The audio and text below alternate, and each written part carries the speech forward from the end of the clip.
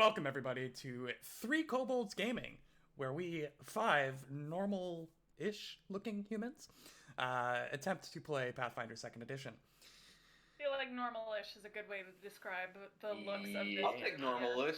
What's it called? Normal-ish is not bad. We stand normal-ish. We're just normal-ish humans. Take those. Yeah. What can I say? Thank you, everybody, so much for joining us as we continue our Heroes of Absalom campaign. As we come to a bit of maybe a crossroads, a bit of a dilemma, but we'll get to that. I think Ben has something he'd like to point out. Oh, it's National French Toast Day, everyone, so enjoy some French toast today. Happy Nat Friend Toast Day. As everyone always says, Happy Nat Friend Toe Day. Yeah. That is The friend. Is it the Sunday after Thanksgiving? Is it the Sunday after Thanksgiving, or is it November 28th? November 28th. So November 28th is always National French Toast Day. It just so happened to be on a Sunday, which is the perfect day for National French Toast Day. If you're not eating Gosh, French toast I want right some now, French- what are you doing? Yeah. That's what I'm asking myself. Thank you. Go buy some stale old bread. If you're watching this in the future and we're not live, go ahead and pause the video. Make yourself a nice plate of Hey, French what's toast. French toast? Well, wait. We'll be here. We'll be here when you get back. If I actually can go on a quick little tangent, and this just occurred to me, but one of my favorite memories from when I was a child is being at my grandma and grandpa's house and waking up to the smell of my grandpa's French toast. I don't know if any of you have those like memories that like smells trigger, but the smell of French toast always triggers me being at my grandparents' house. I'd be curious actually if anyone has any of those sort of like sensory memories. Yeah, But whenever it's I just smell such a like strong one. baby powder or Werther's, I think of my Nana's house.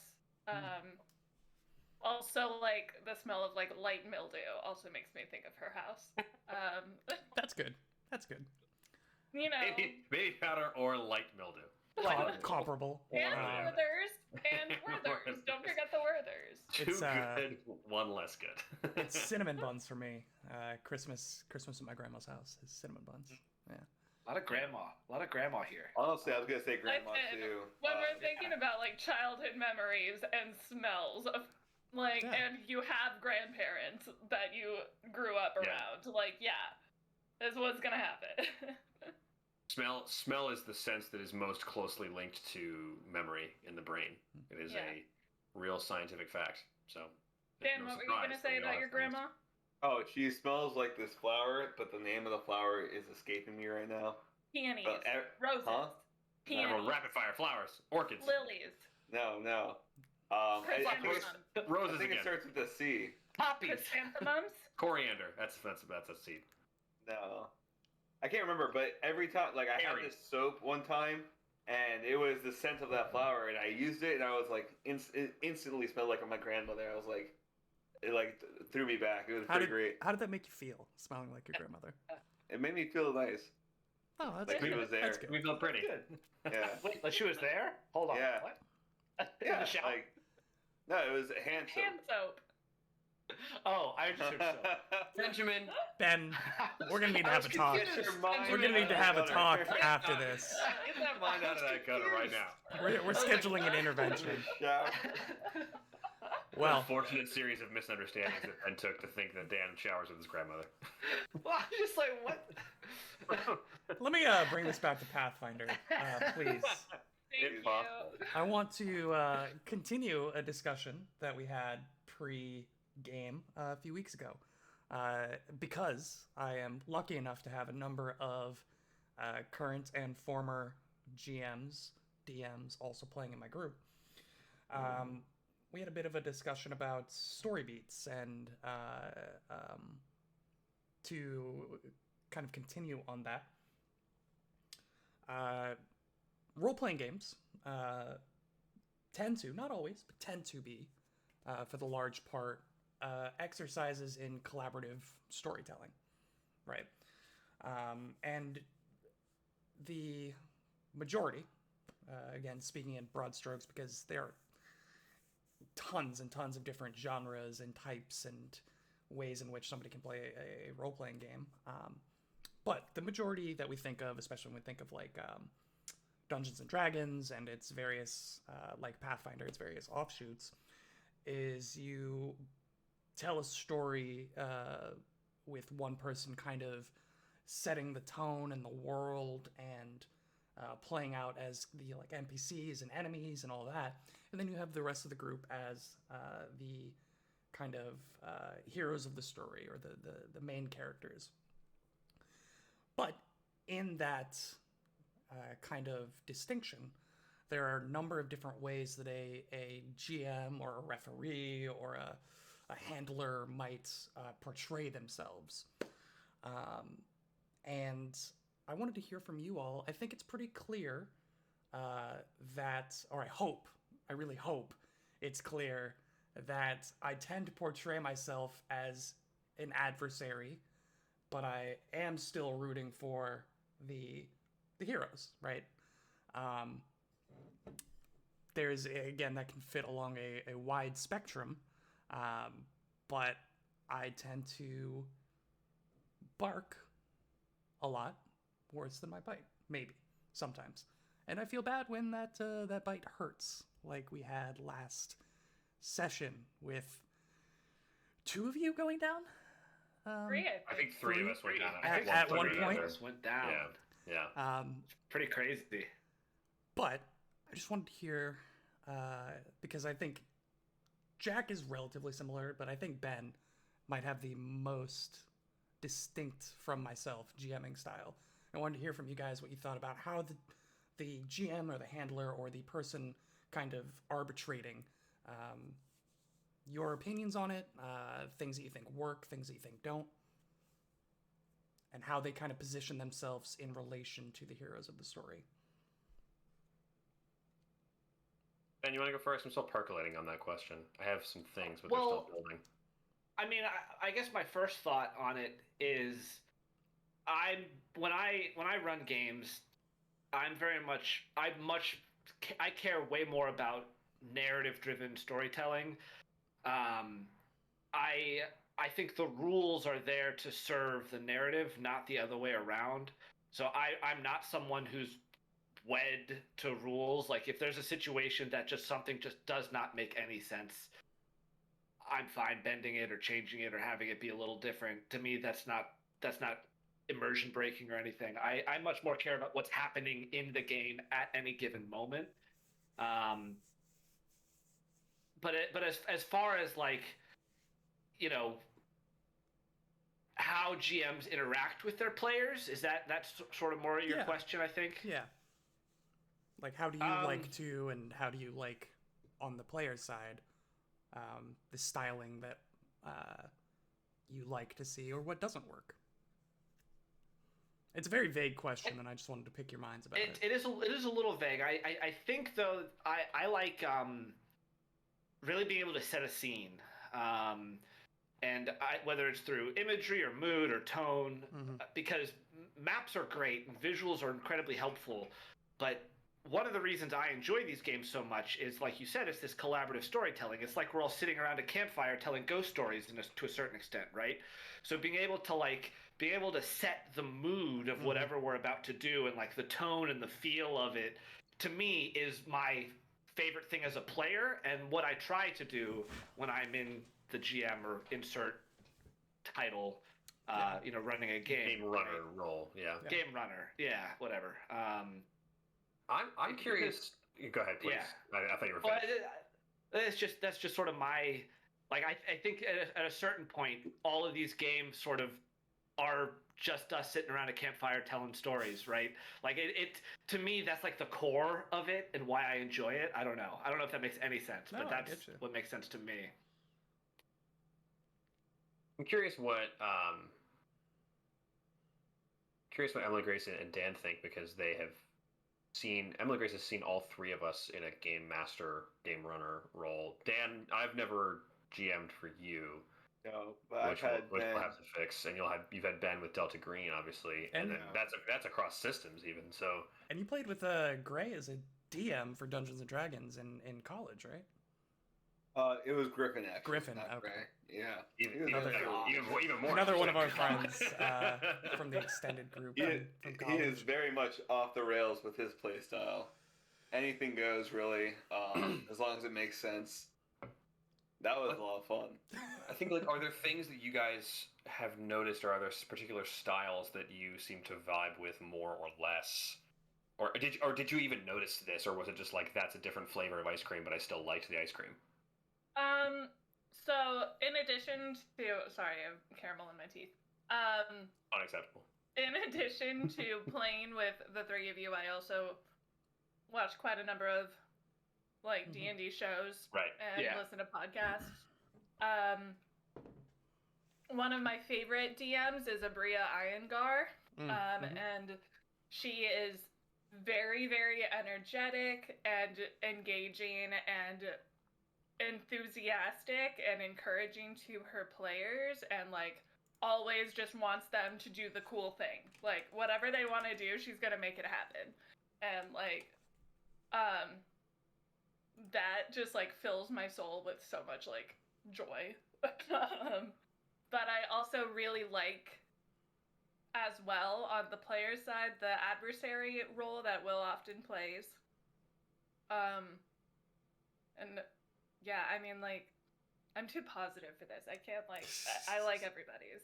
Dan. Well, I think the rule of cool is the rule definitely of cool something. is It's like the number one rule, honestly. I think it's something that you should bring into any game as both a player and as a GM. But it's is- one of those. Yeah. The cool thing is, it's hard, It's one of those things it's that's- hard to not do. That's why I love Pathfinder, is that the rule of cool is most often already in the rules. Like, the coolest thing you Yeah. can do is almost always already baked into the rules, and that's why I really Yep. like it. And that's why I haven't necessarily gravitated to something like 5th edition, where it's much more open-ended, and you can kind of, like, generate the coolest thing to do with a couple of rules to maybe back you up. yeah. I like having it to the letter, where it's like, it is indisputable that this is exactly what this spell does, and it completely negates everything you were trying to do, and I'm a better player than you, and you suck. Like that to me is like the greatest feeling in the world. Gray is playing our shout out Gray is playing an abjuration wizard in my game that I run, and he does some stuff sometimes that just everything that I had read about my monsters, every particular strategy they might have had, every possible avenue that they might have taken, he casts one spell and I'm done. And that's so cool, right? Like, that's the coolest thing in the world, is when like something completely unexpected happens that just negates everything that could go on, and then the heroes succeed. I think that's the best. I think that's the best possible outcome for really everyone involved. So much Yeah. fun. The best thing to do as a GM, I think, if you want your battles to go as you plan, is just to have a lot of really dumb players, because they won't think Just GM a bunch of newbies. GM only Yeah. new players, Yeah. and then they'll fall for every trap. They'll they walk have into no every corridor idea unexplored. what the rules really Yeah. are. No one's gonna roll any stealth checks. You'll be able to catch Mhm. them on surprise every time. Every single time. One And of the they'll love you afterwards, I'm sure. one of the oldest pieces of advice that I've gotten is, and this is going from somebody I met playing in college who had been playing since 2nd edition, been DMing for a very, very long time, is that if you give something stats, it's gonna die. So if you have something with physical numbers on a piece of paper or what have you, your players will find a way to kill it. Yeah.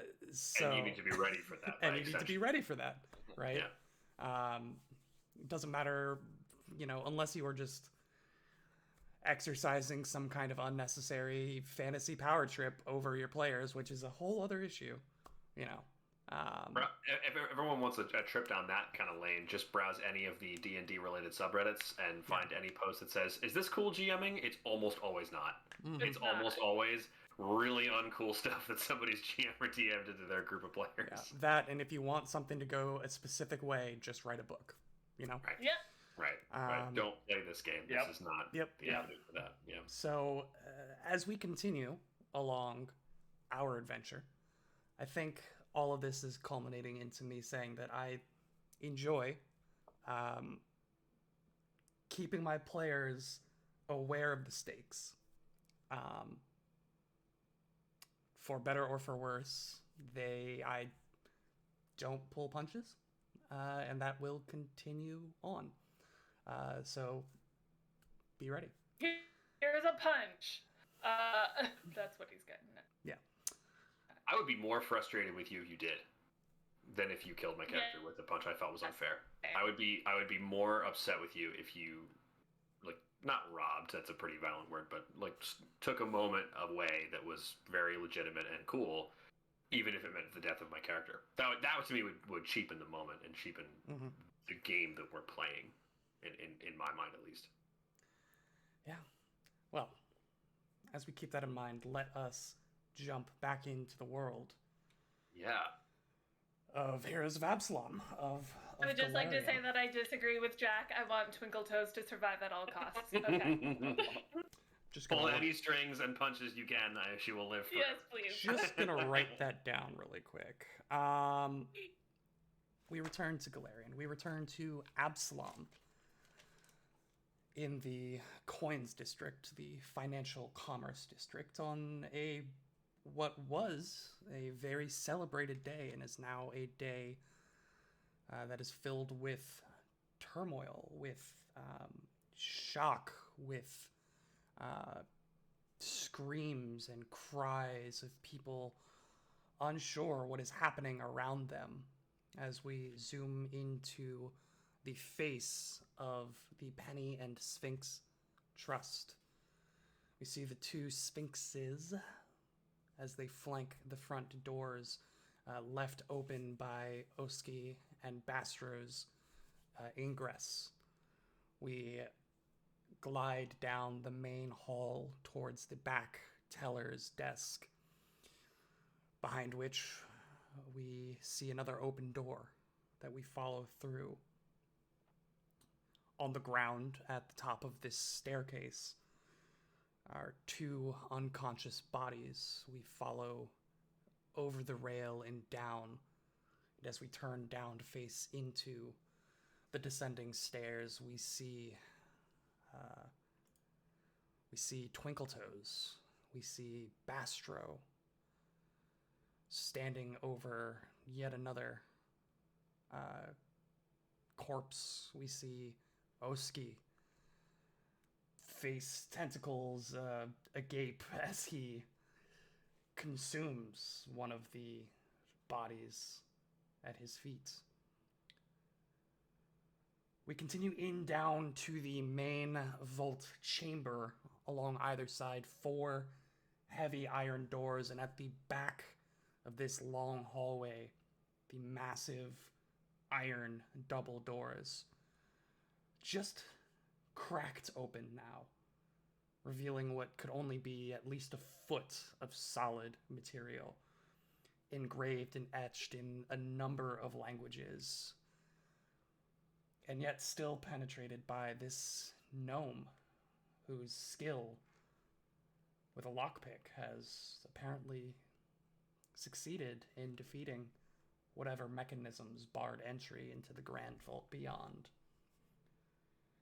We eventually come to rest in front of this gnome, who's currently seated in the corner, back against the wall, legs folded, as she begins to smoke a long Gandalf-esque pipe, just thin wisps trailing off as she blows smoke from her nostrils, seeing you all now finished with your task and recollecting yourselves. She brushes off her jacket and stands up and looks to Kashak. She just says... I think that in the... sorry, go ahead, please. Oh, and she just says, I suppose you all have finished your task, then? I think that, like, right before she says that, a shadow is, like, crawling up her face as we, like, look at her, and it's Kashak standing directly next to her as he's, like, slithered on over and is, like, trying to be menacing about things. Really quick, is this lady is still alive, right? Because she was unhurt and surrendered. Yes. that Okay. Copperhand individual is still alive.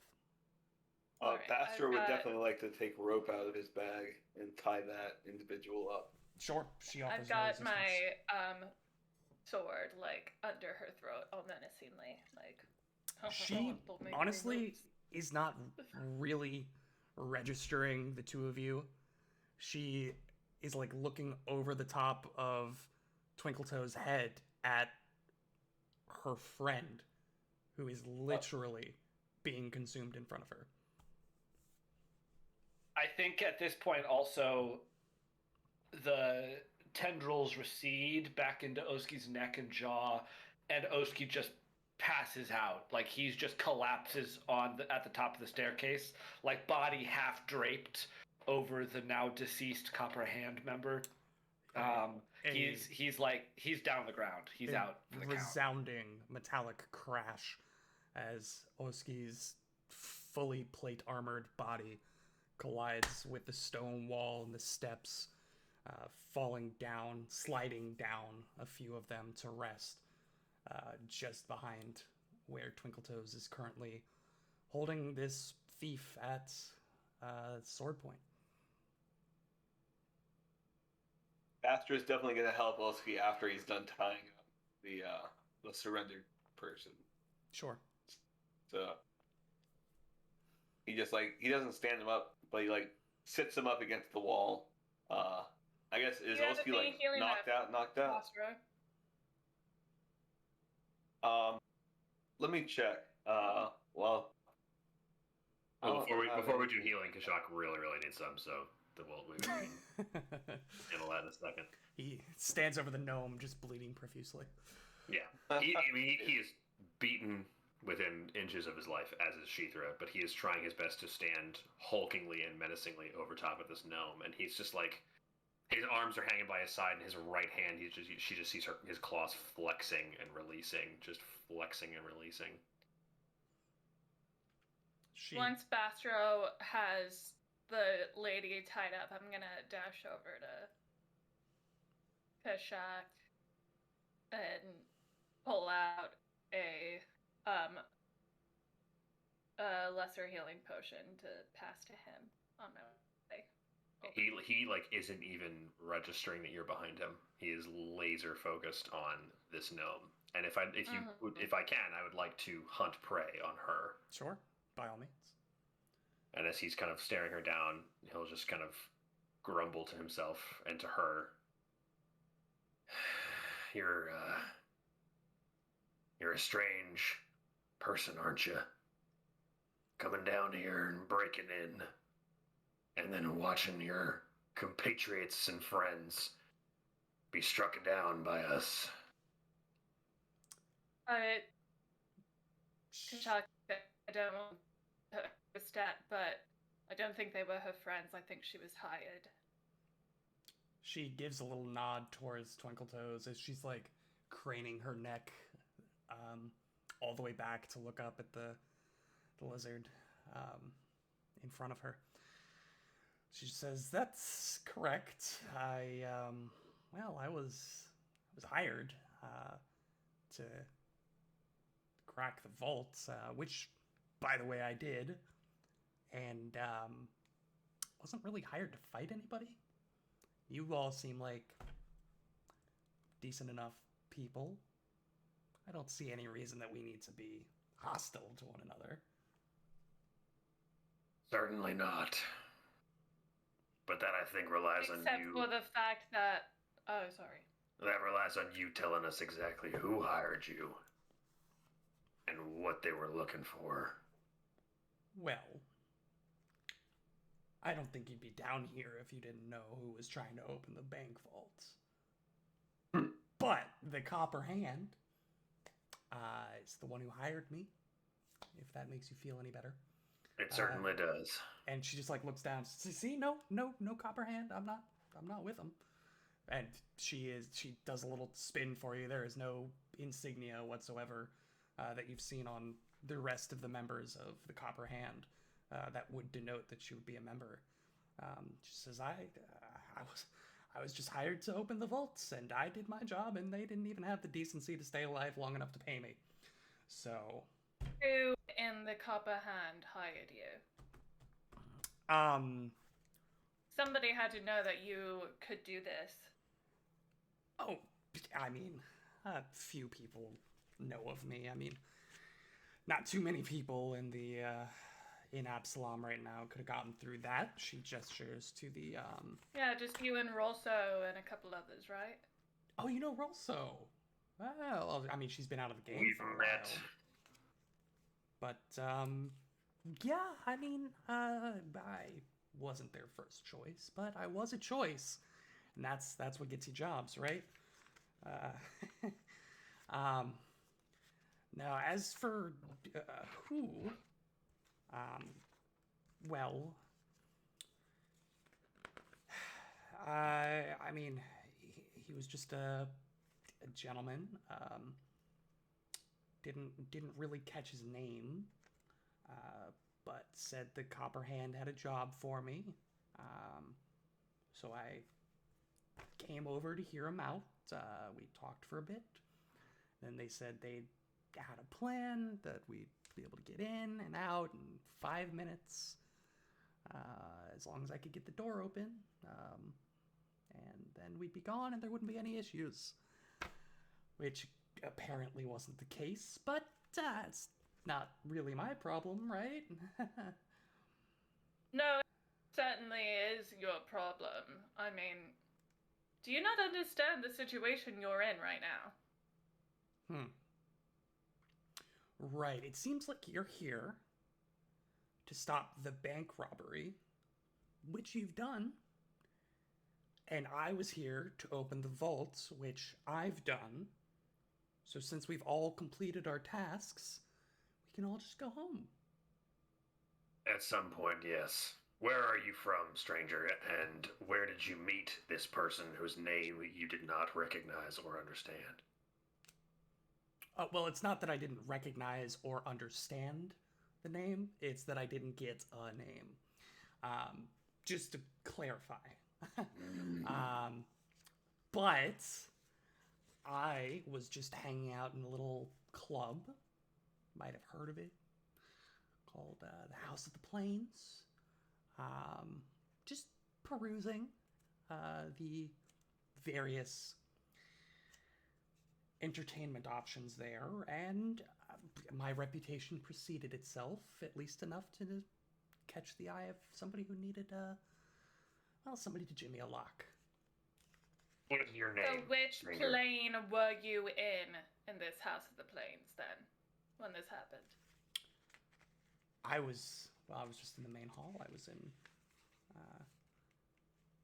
was enraptured by Pharasma's spiral.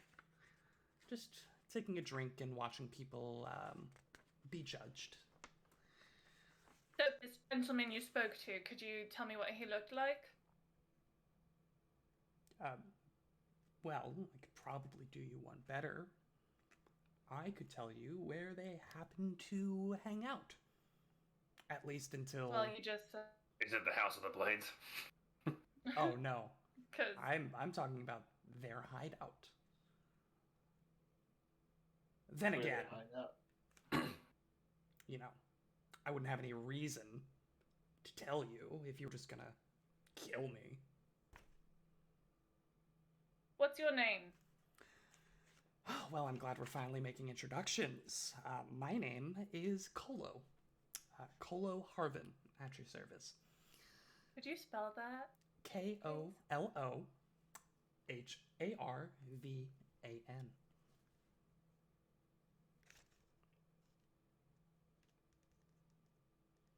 Well, Kolo, I think we can come to some sort of deal. I'm sorry, I You didn't know catch... this lady over here? I didn't catch your names, since we're doing introductions. Oh, you didn't ask for them, so we didn't offer. What's your name? I'm Twinkle Toes. Lovely to meet you, Kolo. Likewise. And I walk over to Bastro to start interrogating the other woman. But I leave. I slip the healing potion into Kashak's claws as I go. My name is Kashak. I may be known as Kashak the Black Scale, but I think Kashak is just fine for you. Fair enough. Kashak. This is Sheethra. She doesn't talk much. You have a very lovely lizard. Kashak and Sheethra look at each other to try to figure out who she's talking to and about, and then they turn back to Rancala. So this hideout that you visited, did you go there, or do you just know where it is? Both. Yeah. No. We went to talk about the whole shindig, go over the plan, and well, they kind of held me there for like a week, beforehand. As a prisoner, or more as a don't find out where this is sort of thing? I was discouraged from leaving, just in case I had the idea of selling them out. I can't imagine that went over well with you. Well, I mean, they were offering a really good payment, but that, again, seems to have gone up in a puff of smoke at this point. So really, I just want to go home. Believe me when I say that I have every intention of helping you get home. Enough people have made bad choices today that we should not deny them deny those ability to go home who desire it, but we do have some more questions. Oh, sure. Oh, yeah, no problem. I should say, though I love that we're getting to know each other, the Copper Hand does have lookouts that are posted out on the street, and if word gets back to them, which it probably will in the next hour or two, that this is on South, they're gonna pack up and leave. So, you know, if you're interested, Where are these lookouts stationed? well, I don't know where they're stationed. I just know Generally, that they're there. Are they on the parade grounds? Are they on the buildings? Are they somewhere else? Within sight line of the building. Kashak, like, sort of sheepishly, but I'm not sure if she would recognize it, takes a rope out of his backpack. I'm sure you'll understand. Oh, naturally. And you're also in an open bank vault, with the town guard probably coming soon. So, you know, if you want to avoid that one, maybe we talk Yes. somewhere else? So he will tie her hands in front of her, just like bind her wrists. She's still able to walk around. Yeah, but she doesn't resist or anything. Kashak wants to leave Sheethra there and poke into the vault. Sure.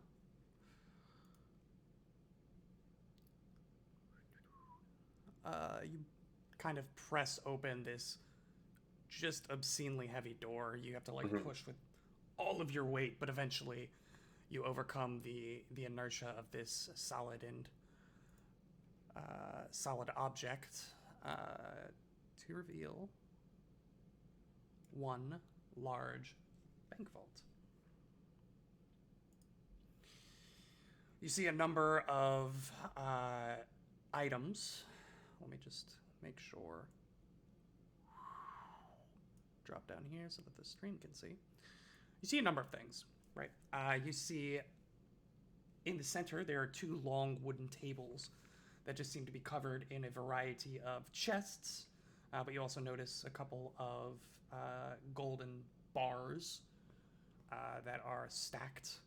And then along either side, you see two what look to be like shelving units that have individual like lock boxes. Yeah, safety deposit boxes. Yeah, safety right? deposit boxes inlaid in them.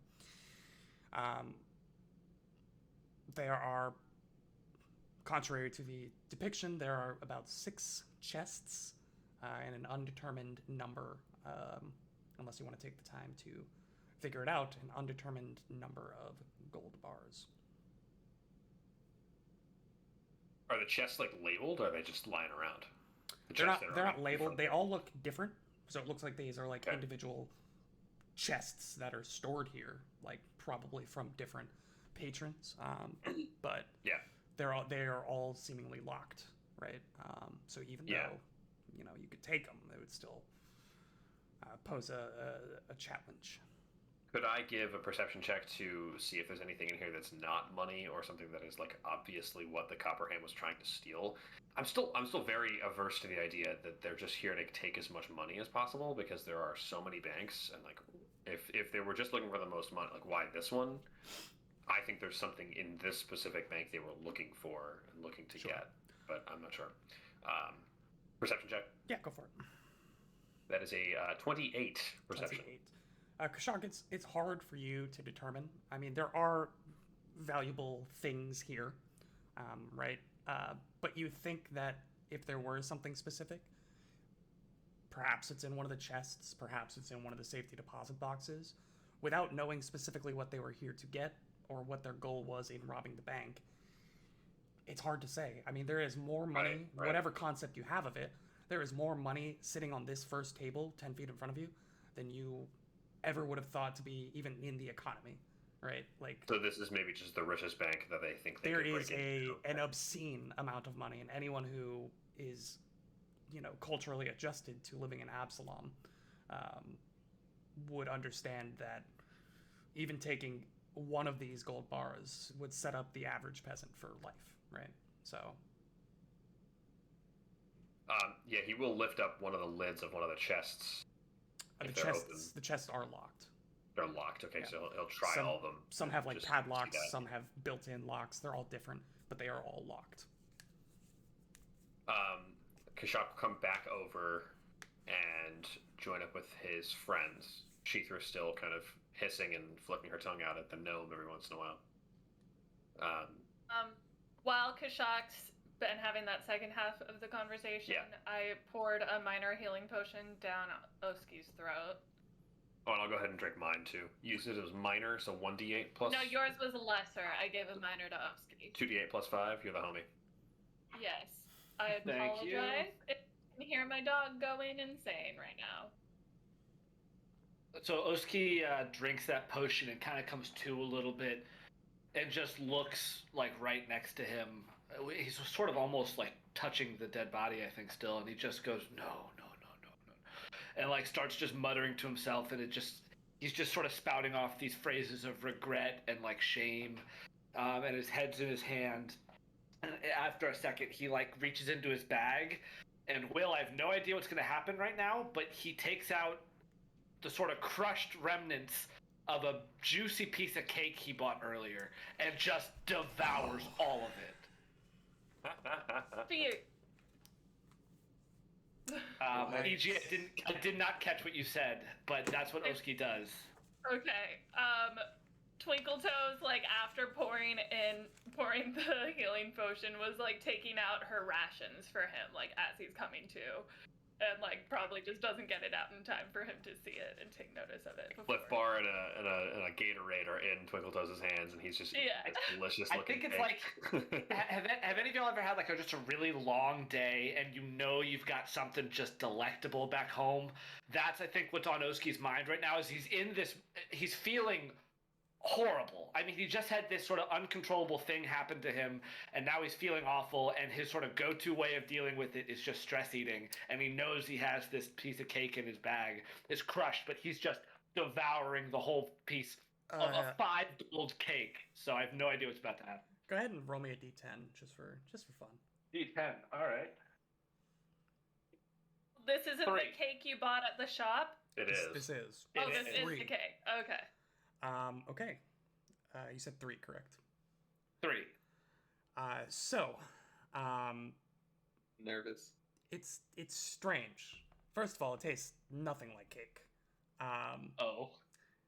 It's the first hint that you get is this kind of glaze that's on top of it, which is a lovely mixture of honey and absinthe. Alright. And while the texture itself is like a, more traditional, fluffy kind of birthday cake texture, it it tastes like a bowl of clam chowder, which is really strange because All right. everything your mouth is feeling is entirely different from what your taste buds are tasting. So it's kind of Alright. sending your brain this like mixed signal. Like these flavors do not and should not associate with this texture, right? It is known as Impossible Cake. Oh, so it's fully vegan. Yeah, vegan. All right. Exactly. You all of a sudden feel like the impossible is in fact possible.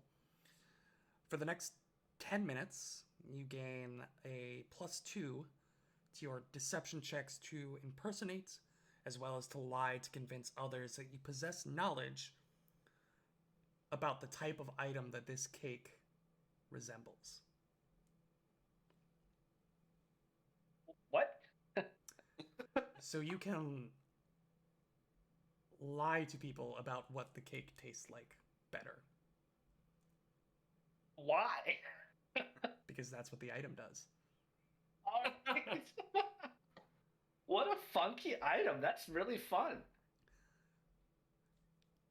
Gain a +2 item bonus to your deception checks to impersonate. So that's one thing. If you were trying to impersonate somebody, you also gain the deception check bonus to convince others that you possess knowledge about the type of item that the cake resembles. What item did the cake resemble? Clam chowder. Oh, resembles in taste. Yes. Gotcha. So if we asked him what it tasted like and he said it tastes like cake, he would get a bonus to lie about that? Yeah. Amazing. What an incredible item. So why not? Yeah, what? What an Someone absolutely... got paid. Someone got paid to make that item. I love Yep. that. Yep. You also did not ask what it did before you. Nope, I did not. It was cake. It was cake. It's And still now it- cake. And now it's clam chowder. And now it's clam chowder.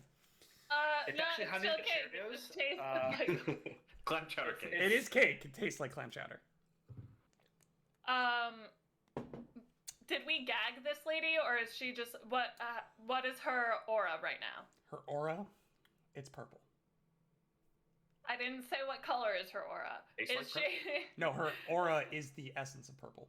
Oh, gotcha. Okay, thank you. That's very helpful. What are you What trying I to would gain? like to know is What's the whether color of her she- energy? Is she? Can't. I hate all of you so much. The answer was amber for those. Whoa. Great song. What is her demeanor like right now? Is what I was trying to ask. She looks visibly afraid. She is like doing whatever she can to not be close to Oski. As limited as her motion is, she's not bound, or she is bound. She's not gagged, but she's not saying anything. She's like sweating a bit. Looks like she's shaking nervously. Very slight tremor in her hands.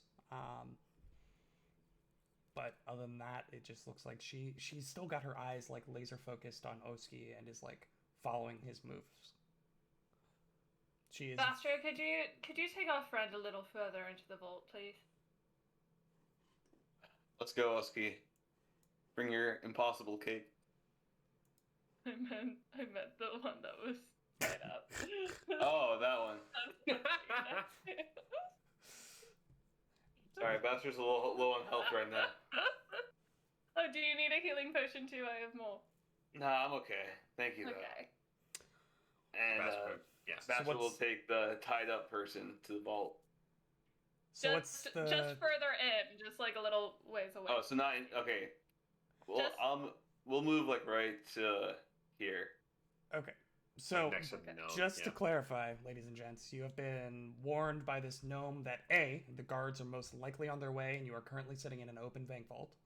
This was all while Kashak was talking to the gnome Mm-hmm. Okay. right now. Right, so we don't Okay. know that. And B, Yeah, I assumed that all that was happening during that conversation as well. Yeah. fair enough. And B, the Copperhand has lookouts posted who, once they figure out that this has not gone well, will probably report back to the hideout, at which point they will attempt to disappear.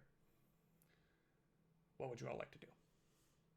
I would like to be talking to this lady and also getting her side of the story as well. While Kashak was talking to the gnome. Mhm. Okay. What are you asking her? Okay, well,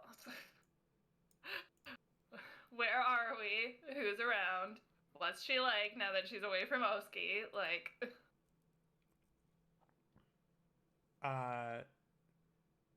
She is not talking. okay. So, you want to live, right? That's why you stopped fighting? I say to the girl. She just looks at you and says, "Doesn't matter. Whether you kill me or not, they will." So at this Well, point, I mean, it's the difference between whether you get protected past this point or whether you die today, you know? Like, you could help us. Go ahead and roll a diplomacy. All right.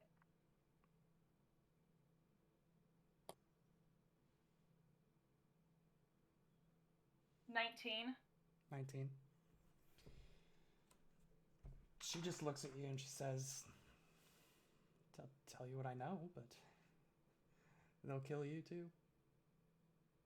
See, they've said that to me a few times that they're gonna kill me, and then they keep not doing that. So, yeah, I would love to hear what you have to say.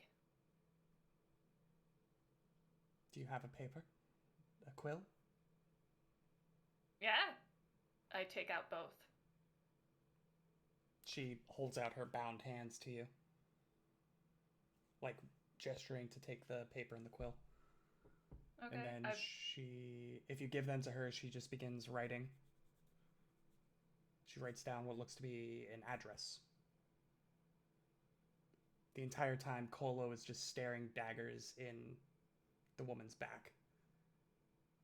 Because apparently that was her bargaining chip as well. And Nice. she hands the paper back to Twinkle Toes, and you see that it is an address in the foreign quarter. All right. It says Doss House, DOSS. Das Haus. Doss House. It is, and the address is on, it's in Vudra Town, Vudra, Vudra Town, which is essentially like imagine like Chinatown, right, in DC. That's what Vudra Town is. It is a Vudra. collection of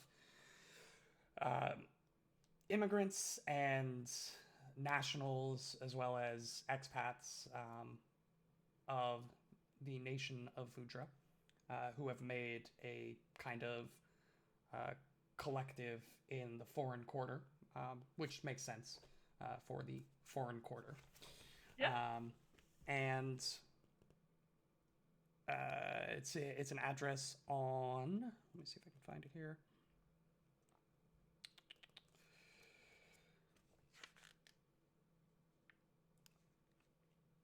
I'm not finding it off the top of my head, but she gives you the address, and it is an establishment known as the Doss House. All right. Do you have any names you can give us? She just says, if they mean anything to you, Timus, Earl, Grips. Does that help?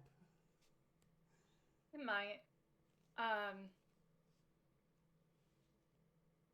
How did you get mixed up in this?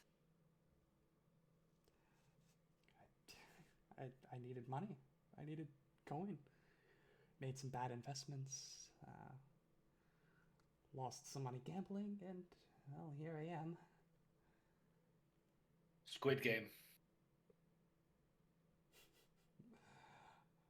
I was one game away from winning $300 million. So the copper hand, if they like came crumbling down, you wouldn't be like sad about it. You just... Sure, I mean... You want to help us, that's what I'm getting at. I don't want to die. And you're not Yeah. apparently giving me any other options. That's not quite correct. Us handing you over to the authorities, you won't die. As long as we have the correct protection around you, which we would. You joining us to go infiltrate your home base would be you helping us. You know. She just looks at the stairs. I don't feel safe with you. I don't feel protected by you. That's understandable. All right. Well,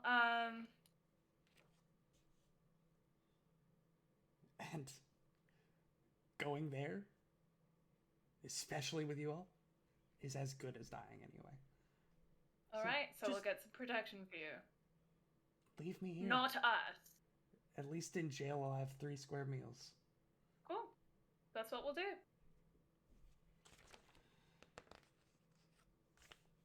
Shock at this point will pipe up and say, I hate to be interrupting here, but the guard should be here any moment, and our friend Kolo has alerted me that there might be lookouts that we could capture or interrogate.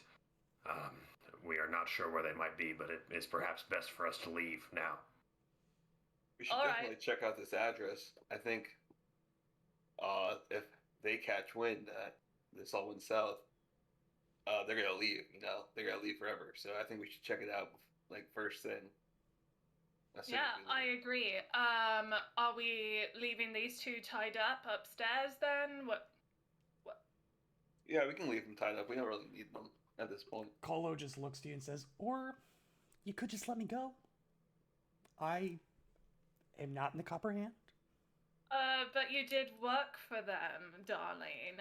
You did do a job for them. Just like you've done jobs, presumably, for other people to earn money. Not for other Oh, people that are We trying didn't commit robbery. to... Yeah, This like... is what you're doing. I also didn't commit robbery. I only broke and entered.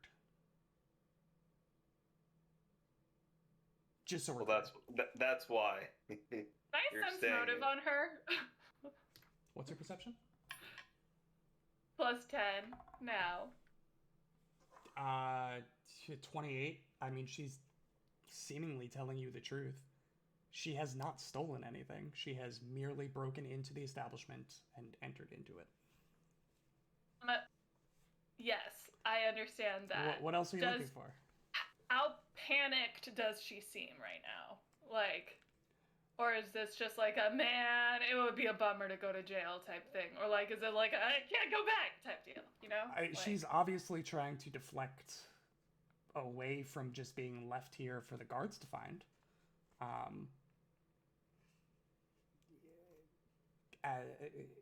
It seems to reason that she obviously wants to be free, and she's doing what she can to try to ensure that.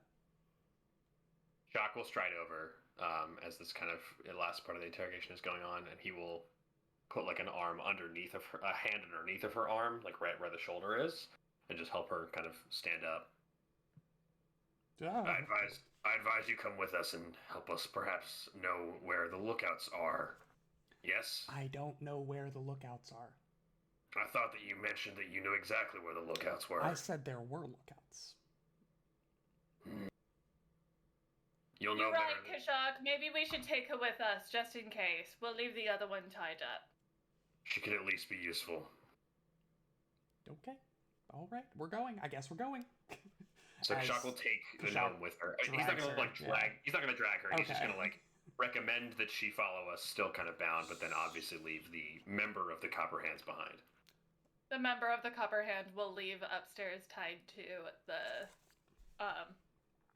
the bars at the front of the. Okay. I'm gonna drop us Will, off quick the map question. here. Yes. Quick question. Yes. How long was the piece of the conversation where Twinkle Toes and everyone like stepped away from Oski? How long did that last? It's been about 3 minutes. Oh, okay, never mind. Is there Right, something so- specific you're looking to do? Once people start Impersonate walking, impersonate some clam chowder. And once people start like walking back towards the exit where Oski is sitting, Oski's like holding the dead body of the person he was like devouring. He's like holding it. Okay. As you all are like He's exiting, like standing up, like as if he's gonna carry her out of the building. you see like clear sections of like shoulder, like the left arm is detached. Visible chunks missing from the neck and the abdomen. It's looks like a half gnawed corpse that would be left by a scavenging animal. He's taken a blanket and like has covered her, but he's like in it like you know in his arms he's like visibly distraught. Okay, are you trying to take them with us? I've done something horrible. I must bury her. I'm sorry. I cannot let her just sit here like this. I'm sorry. She's dead, I know, but I need to do this. Oski, I don't think we have. Relieved to hear that is the reason you wanted to take her. Oh, and shit. not for another snack later. Lit. Yeah, it's good. But Oski, I don't think we have enough time to bury her. We have to go catch the group that did all this. Well, I will take her with me. She will be buried. Oski's Okay. like not gonna put her down. Yeah. All right. Okay. Then just keep up. I guess. Looks like we'll just have a bound person and a dead person coming with us. I have Can we put the corpse in the bag of holding? Oh, no. The eternal question: does the bag of holding hold a body? The absolute eternal question. How much bulk do you have left in the bag of holding? We have Oh, this is awful. 22 and a half bulk in the bag of holding. In or left? Left? Like left. The We body have will fit. we have very little in the bag of holding right now. The body will fit. Oski, just so you don't have to hold all that, Ambassador is gonna cautiously like open up this extra dimensional bag. Try to No, Absalomian magic confuses me every day, and he will put the body in the bag of holding. Will Yes. Oh my god. just like a glance over any of the people who looked particularly tough in combat, any particular items that look fancy, anything that looks particularly special. We will take those. I mean, not particularly, right? It seemed like everything was fairly mundane. They were not relying on. It is clear that they were going to be relying on hostages and And numbers. speed with which they committed the actions, as opposed to overwhelming force. Okay. So all of them have a dagger, a short sword, a set of studded leather armor. There is between well, first of all, Kashak, go ahead and roll me a perception check, and then Yeah, tell me sure. how much time you want to spend doing this. Yes. So that is Not a much, I feel like. 27, and it is like a cursory glance, like as he's leaving. Okay. So it's fairly simple to grab all 2, 3, 4, 5, 6 short swords. The leather armor, if you want it, is going to take longer to get off. Not worth it. Not You're, worth you're it. also able to snag 2 more vials of Blackadder venom that had scattered Great for Twinkle Toes. throughout the various combat areas. I'm just gonna go ahead and give those to you. Yeah, I'm just gonna add those to my inventory. Yeah. Thank you. You're also able to pick up 2 hand crossbows and about 15 bolts, bolts. Okay. crossbow bolts. Yeah. Again, it's if he takes him like if he really has to break stride for longer than like 30 seconds, he doesn't want to do it. That's what you can grab by like Yeah. just scooping it up as you're walking past. If you Honestly, wanted more- to take honestly, time, more than I there's wanted, but- probably more, but if you're not Um, taking time. No, I don't think that we would. I think Okay. that we would just kind of go on. So you make your way back up top. You get to the teller's desk. Is that where you guys are tying up the Copper Hand member and leaving them there? Yes. Okay. So you take the minute to sit her in one of the teller's chairs, which is like bolted into the ground, and you tie her to that and to the iron bars that make up the grate in front of the tellers that serves as a divider. You make your exit. Are you going out the front door? How are you getting out? Front door for sure, because Front I door. think Kashak wants to see what the situation is with the parade ground and whether the guard is actually here or not. Sure. So you exit out the front doors, and what had been, when this all started, a cacophony of screaming and shouts and running has died down a lot. There are now just kind of like bystanders, like across the streets or like down the side streets, who are just kind of watching. You hear in the distance, you're not quite sure how far away, like the sound of whistles, like police whistles that are being blown. The parade has seemingly stopped. You notice that there's like a backup behind the boat float that had fallen over, but it looks like most of the performers have like exited from said floats. It's just like the husks of the float, of some of the floats that are just sitting there. It's not deserted, but it is not nearly as full as you would expect it to be had there not been a robbery. I know this check is going to be impossible, but perception check for the lookouts. Anybody who seems to be looking a little suspicious or moving a little quickly, or anybody who's in the rooftops, plus 13. Anyone who looks like they're looking out. Anybody Well- who looks like they have a copper hand. Can I help with that? Because I have a feat, Keen Eyes. I have a +2 circumstance bonus when using the seek action to find hidden or undetected creatures within 30 feet of you. Sure. If you are using the seek action, you have to pick a specific 10 by 10 square. Oh, Yeah. cool. Also within 30 feet. Also I within imagine. 30 feet I of you. imagine that Yeah. the Never lookouts are mind. not within 30 feet. Yeah. I give him some really good tips. So that is a very useful thing if you think somebody is hiding in the vicinity around you. That's great, Very yeah. difficult for generally scanning a street with no real indication.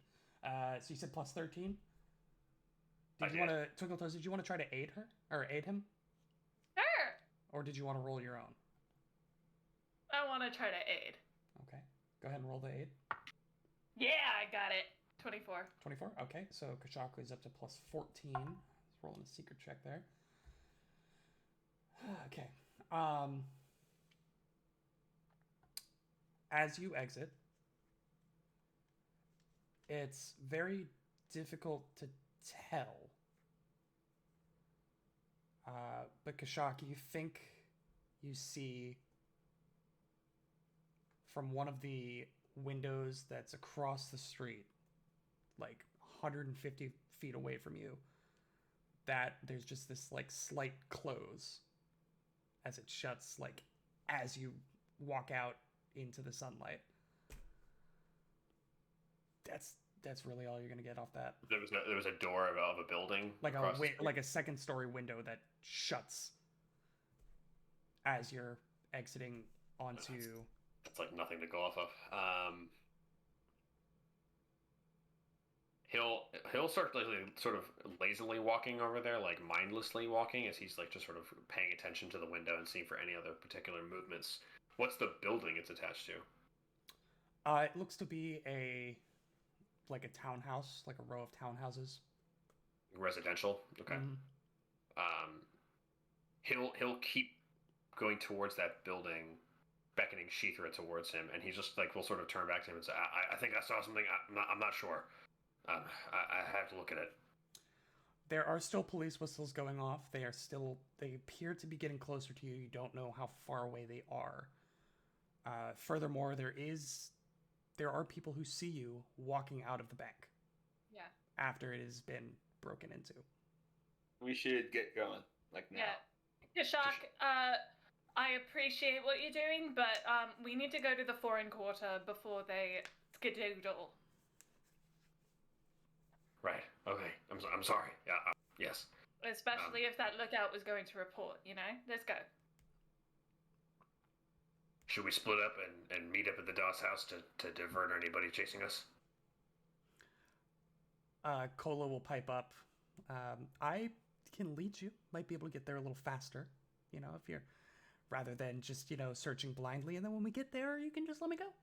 That's motive. Just go away. What's your perception check? It is hold on, I gotta check.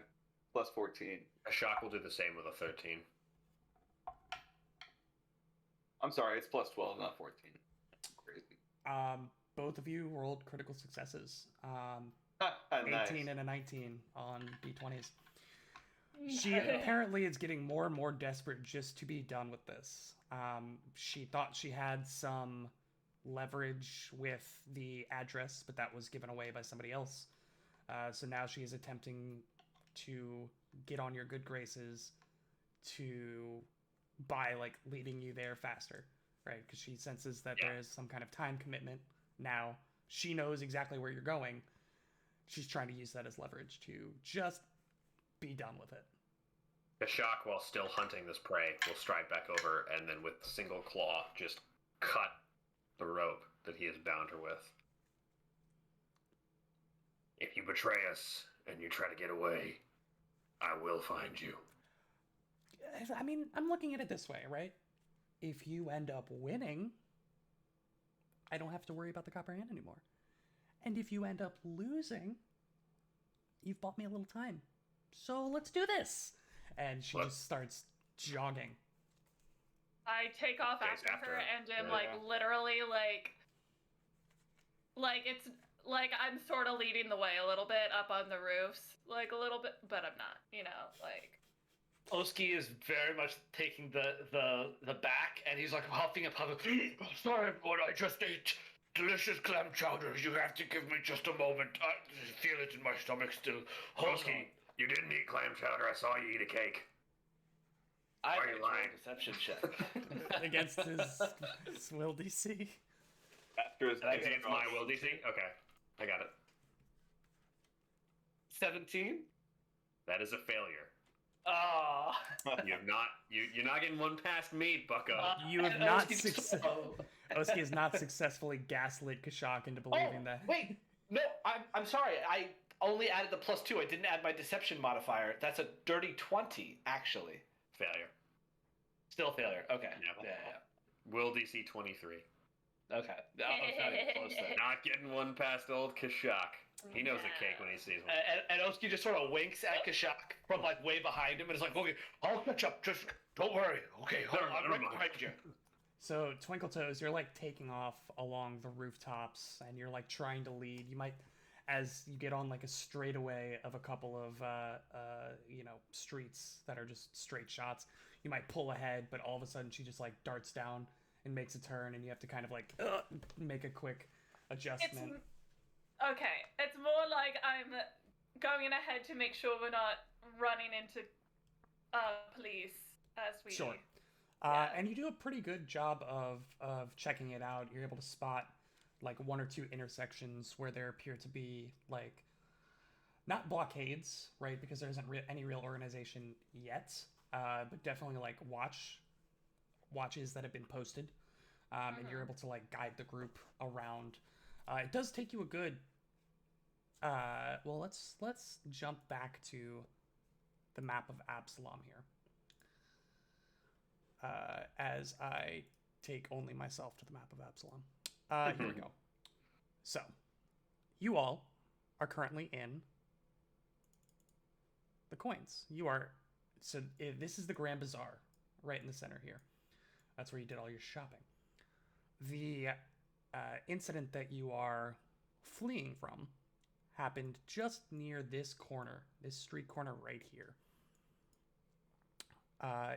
If you are going to Vujertown, which is what it sounds like you are going to, you're looking at this southeastern corner right here. So not too far, but as you kind of make your way out of the first, give or take 4 or 5 blocks are pretty empty because of all of the commotion that has been happening with the bank robbery. But then you start running into the typical traffic, right? And you begin to come across like the parade route, and you kind of have to divert yourselves because you were about to cross the parade route, which you can't really get across. So it takes you about 35 minutes. And eventually, Kolo pulls up to a corner, peeks her head around, and like motions for Kashak to like come up. She peeks around and she points to a signpost that is just across and down 1 block. She says, "Look, right there. Right there. That's the street you're looking for. That's... Gosh, I still couldn't find it.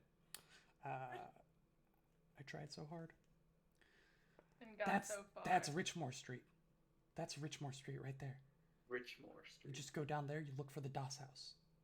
Then you're in. Now, just so you know, I've only been to the 2nd floor. The 1st floor, all right, is a legit establishment. It's a legit business. But the 2nd floor, that's where the hideout starts. They're going to have lookouts. You're going to have to be careful, all right? You don't want to raise the alarm. They're pretty organized. And I'm sure they're on edge right now. So just keep that in mind. And, Wait, Will, did you just say those on watch are on edge? The watchers are on edge? On the edge of Would you say that They're on watch because there are agents coming? Is that what's happening? Copperhand agents. I feel like you're alluding to something. You want to just say it? So, Watch. Sorry, I'm so, done. Kashak, are we taking? Should we take the Sky Team then? Infiltrate from above. Yes, but I believe that we could all still use a little bit of recuperation. Perhaps we spend some time preparing. And while we figure out what they're going to do to prepare, we're going to take a quick 15-minute break. We'll see you all back here at 8:40 Eastern Standard Time. Thank you so much for joining us, and we'll see what they want to do with the hideouts of the Copper Hand just after this break. Thank you, everybody, so much for joining us. We'll be back in just a minute.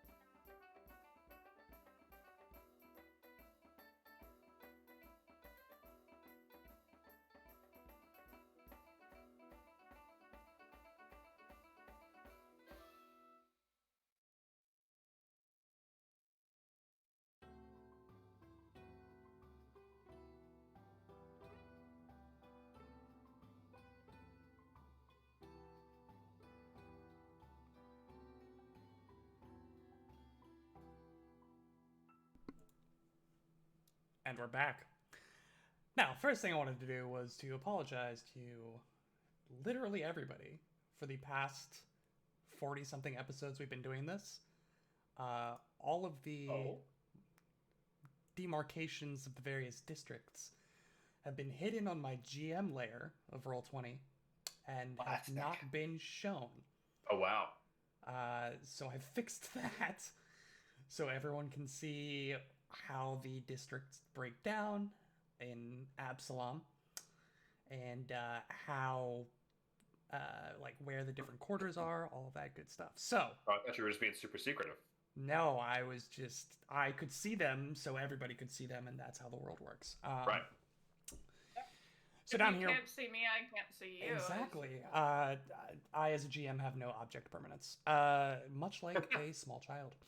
So we have the Precipice Quarter down here. This is where our group currently owns a residence, or at least is renting out an apartment. This bottom corner, all of this like greenery section, all the way in this bottom corner, that is the Radiant Festival Fairgrounds. We come up to this long stretch here. This is the docks area. We've been through here a couple times, but haven't spent too much time here. The puddles is the other big one, where we spent a lot of time. And again, as you can see, that is all partially submerged. Eastgate is where Desmond, out in the kind of pseudo-rural section of the city, where Desmond and Isabella take up residence. Suburbs. We have the coins, and at the very center, the Grand Bazaar, where they did their shopping. Again, the Penny and Sphinx Trust is right around this intersection right here. And then they are headed down to one of these blocks in this section of Vudra Town of the Foreign Quarter, which is where we find ourselves. And having successfully thwarted the Copper Hand bank heist, our players have reached level 6. Yes. Level 6. It's a big one for a lot of reasons, but I'll let our players tell us why they are so happy for level 6. Who wants to go first? Jack, go you said this was first. a big level Oop. for you, didn't you? Big level for the old lizard guy. So Let's hear from the lizard. at 6th level, everyone gets a class feat as well as a skill feat. I actually have realized now that I did not pick a skill feat, but I will do that. The class feat that I took was huge because it is the Incredible Companion feat, which gives me Incredible. access to cool stuff. So Sheethra becomes what is known as a mature animal companion. She gets physically larger, much stronger, much more quick. She gets more harder hitting, and she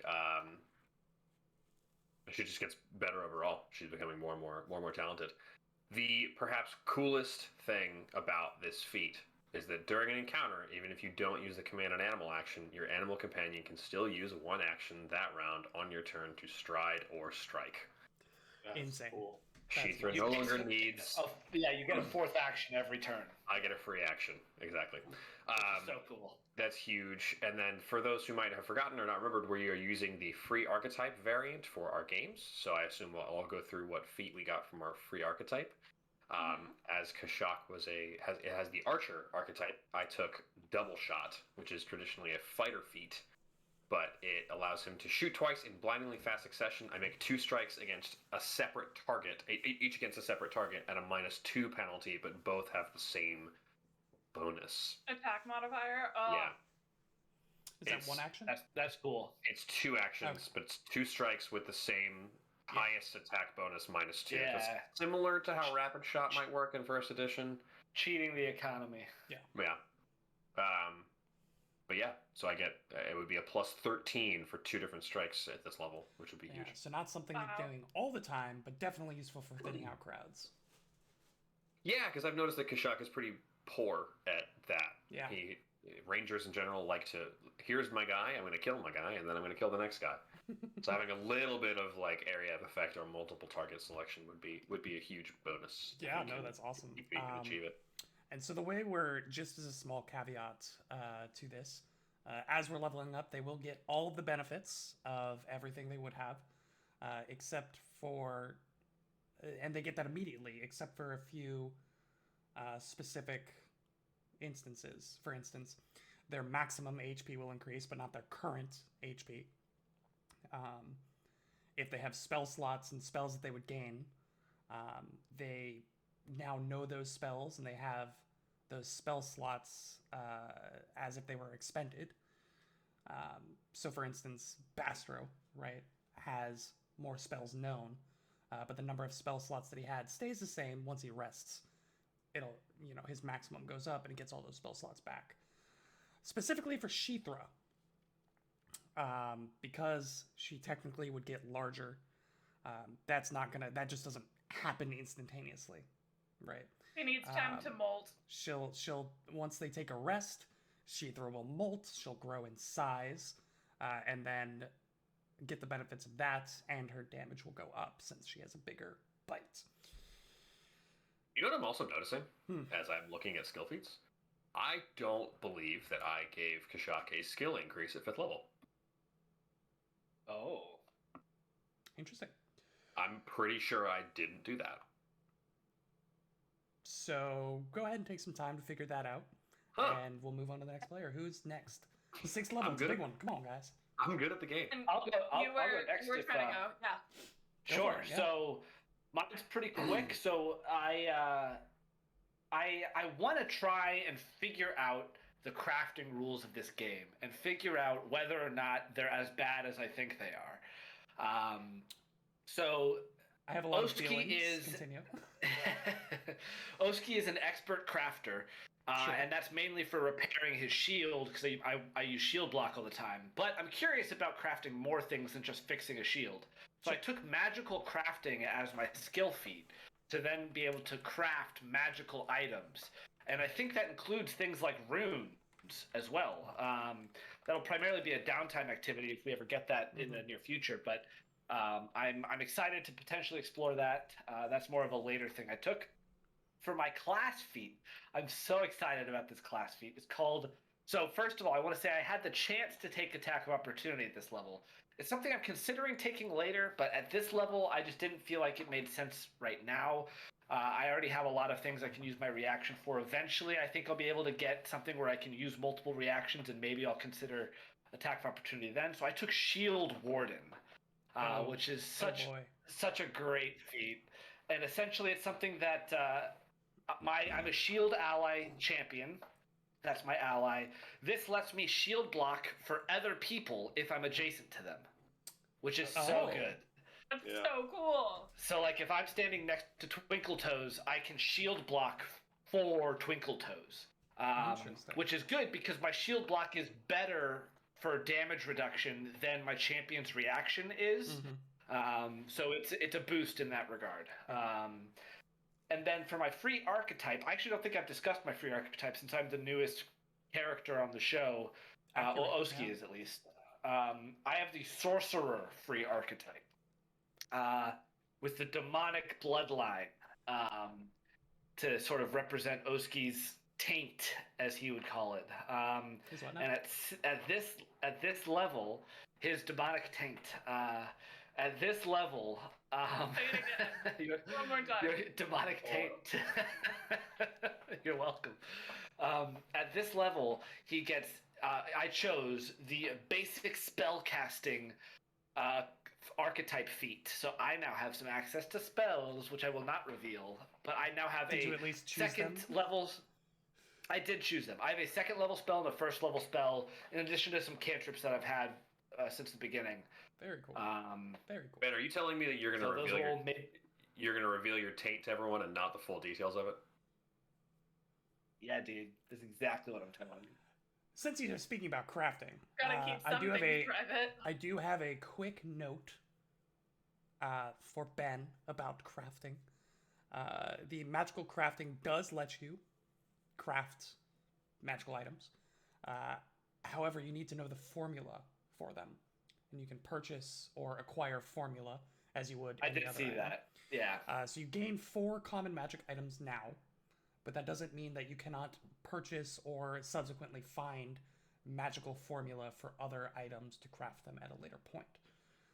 So right, you get 4 items. I don't gain magic items. I gain The formulas. Formula You- for you the- get the formulas that's for right. Correct. You yeah. get the formula to be able to craft them.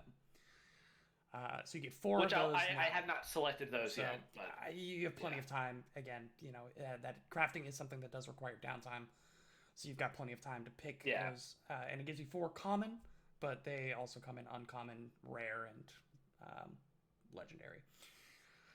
And again, you can buy That's me. formula. You can find formulas along down the line. Bastro, Twinkletoes, who wants to go next? You want to go, Dan? Sure. Level 6 isn't too exciting for Bastro. He gets a skill feat, a class feat, and yeah, that's about it basically. And he also gets a new spell, 3rd level spell. So I'll keep the spells a mystery until I cast them. I like how you But, like pretend that spells aren't actually massive. No big deal. I just get a 3rd level spell. It's all You just good. use your hex cantrips anyway. Yeah, it's true. But my class feat I got was enhanced familiar. So now Peter's basically Peter's a surveillance drone at this point. He works has for the bourgeoisie. birds aren't real. he's a government Birds aren't drone. real. He has 6 familiar abilities. 6. Yeah, 6 of my them. god. Oh, so this is many. one of the what? Yeah, okay. Yeah. Wow. Yeah. Yep. Yeah, Yep. that's so Every good. time I have So- a familiar, I think this feat. It's the It can The confirm best. Peter is now a surveillance drone. Yes, he has dark vision, tremor sense. I gave him tremor sense. He can tell when someone's like through the wall or something. It's crazy. He also has manual dexterity in case he needs to open stuff. Share senses, obviously. It's all good stuff. And then the class feat, or excuse me, the skill feat I chose is called I almost said underground network. Basically, as long as I have a contact in the underworld, which we do thanks to House of Plains, Mm-hmm. I can like rely on them for like information. I can use society to gather information. It's a really good skill feat to have, It is especially in fact. Absalom. So yeah, as part of that, you all did make a connection with Madam. Oh dear, what was her name? Molly Crimson. Crimson. Damn it! I was gonna I was like, pull it's it. I was something gonna- like Scarlet. With Yeah. Molly Crimson, whose subordinates, shall we call them, are fairly recognizable on the street. So they do have a very specific uniform. It's these essentially multicolored, like 3-piece suits, except they're like sleeveless suits and they're not wearing shirts. So it's like just the pants, the vest, and like a larger vest, basically the jacket without the sleeves. It's hard to describe, but they're like in outlandish colors. They're like vibrant purples and greens and blues. So you're able They to have a look. they have a look. You're able to distinguish them, and they are available in most places in Absalom. So, if Bastro is requiring certain information, he's able to call upon his friendly local sex workers to help him out. That's still pretty cool. That's It is pretty cool. Yeah. It is pretty Yeah. cool. That's It awesome. could be very useful. That's mainly it. For Very Bastro. nice. Very nice. Twinkle Did Toes. you say what your Excuse me. what your archetype feat that you took was? Oh, that's right. So I'm a linguist, so it basically means Bastro gets a ton of languages he gets to know. But I took this very interesting feat called phonetic training. Basically, I can write down any language I hear or read. I can write it down, and then I can have it translated later on. So I don't actually have to know the language it is in at all. I can still write it down enough, like clear enough that I can have it translated by someone who does speak the language. So I think That's cool. like it might be useful later on. We'll see. But I thought it was pretty cool. That could be useful at Dope. literally any point. Yeah. Yeah, exactly. As long as you So- have paper and a pencil. Yeah, that's. I don't even think that's. I never even thought to get that. You never know when you'll be paralyzed and somebody's yelling vocabulary at you. It's the only circumstance it wouldn't be useful in. But no, that's really cool. Bastro, while he doesn't have a lot of like direct power upgrades, if you want to call it that, Bastro is very quickly becoming one of the Expanding. most well-rounded characters I Yeah. think in this group. It's not like a vertical jump, but it's definitely a horizontal Yeah. jump, Yeah. if that makes sense. And yet is still you all owe him several life debts. So just keep that in mind. Twinkletoes, what would you like to share with us? So I'll start with my skill feat. Please do. Mine, I think, is going to complement Bastro's quite well. I took Discreet Inquiry. Yo, cool.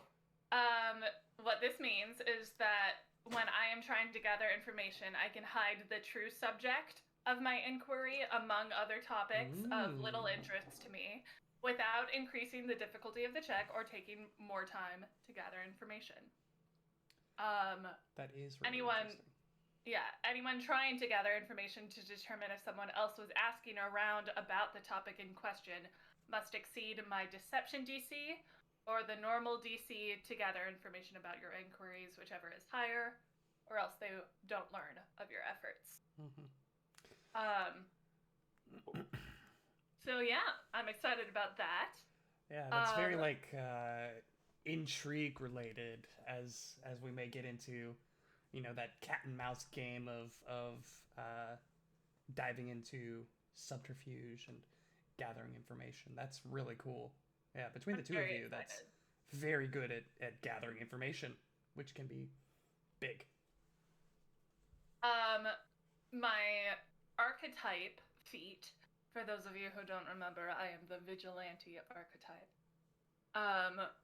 So my feat this level is called Startling Appearance. And as the vigilante levels up, this particular feat is the thing that gets leveled up. So what this means is basically I'm Batman. I'm Batman. Yeah. You can startle foes who are unaware of your presence. So if they don't know that I'm there, I can strike the foe. They are flat-footed, and if it hits, then they are frightened one. Ooh. And if it's a crit, then they're frightened too, but they'll probably be dead at that point. Let's be real. That's really cool. What about your class feat? My class feat is an attack of opportunity. Oh. Yes, I'm so glad someone has it. Oh, it's so freaking And what does good. attack of opportunity do? When a So foe leaves an opening, I can use that opening to make a melee strike. And that opening can be either leaving my reach or using an interact action or a manipulate action Mm-hmm. in my attack range. Mm-hmm. And if I crit on that while they're doing a manipulate action, then I disrupt that action and they can't do it. Yes. The big one, the biggest one, is spell casting. So if somebody tries to cast a spell while they're next to Twinkletoes, Twinkletoes has a very decent chance of just Ruining stopping it. their spell entirely. Especially since my attacks of opportunity do not count toward or against my multiple Mhm. attack penalty. So Yes, it's always they're- at my full attack. Always at your highest attack bonus, and they do not affect your later attacks, which is really cool. So cool. Jack, did we figure out what Kashak's 5th level skill advancement was? We certainly did. What is it? He got a little stealthier. Little stealthier. And with that expert level in stealth, at 6th level, I gave him the Quiet Allies feat. Oh, that pretty good. Pretty Whenever I am avoiding notice or stealthing, and you guys choose to follow the expert, we can roll one singular stealth check at whoever has the lowest modifier. Like that person, it basically roll the check, but we roll one die for however many of us are there, so we don't have that opportunity to randomly natural one it. Didn't Griffin take this one? Easy Dan had it, yeah. Yes. Yeah, Skeezy Dan had it. Yeah. This is Easy. our other second edition campaign that we ran Our before home, this. our home game. Yeah.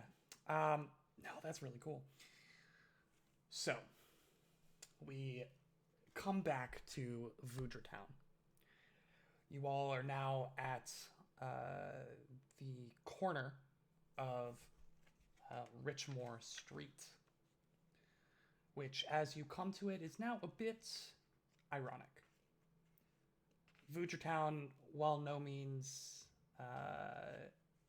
as, shall we say, shanty town-esque as the Puddles, is clearly of a lower socioeconomic strata, especially when you compare the stark difference to the neighboring Coins District, which is the height of wealth and opulence. It's clear that this part of Vudra Town is a bit more run down.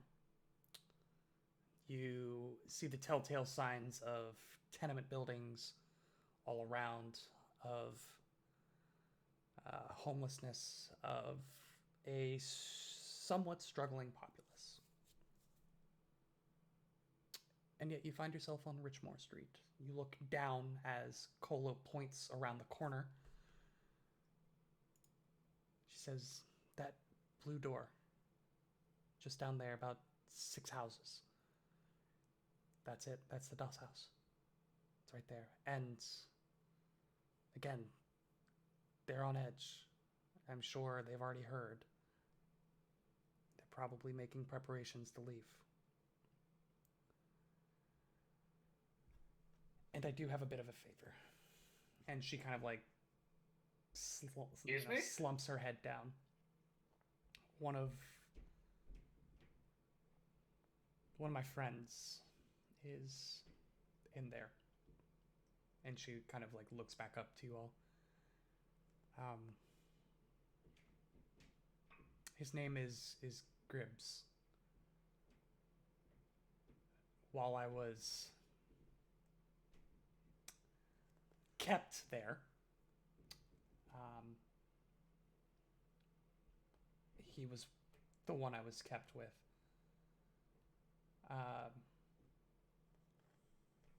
He's a good man. He's kind. He's a genius. They're using him. They're holding him against his will. So if you could try to get him out, I'd really appreciate it. Sense motive! I was about to say. I was hoping you were going to say that.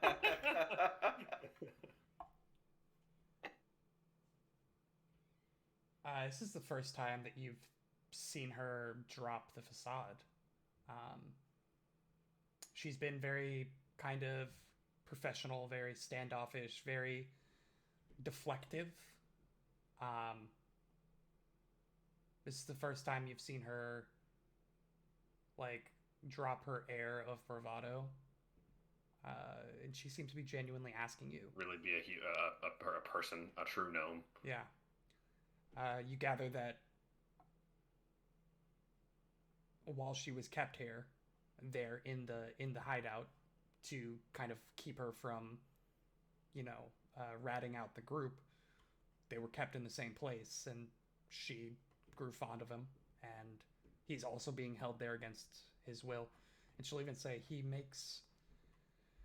Well, I mean, you saw it, and she points to Twinkle Toes. He's a genius. He makes these contraptions, these devices, these machines. He made the dog that almost killed me. The copper. I didn't mean that as antagonistically as it came out. He is. It was he really did. fascinating. He did. He does marvelous work, but the Copper Hand is abusing and using him.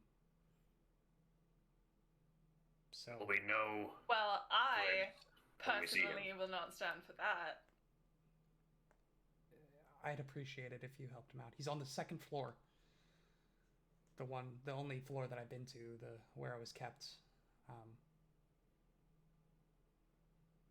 What's he look like? Is he a gnome too? Is he?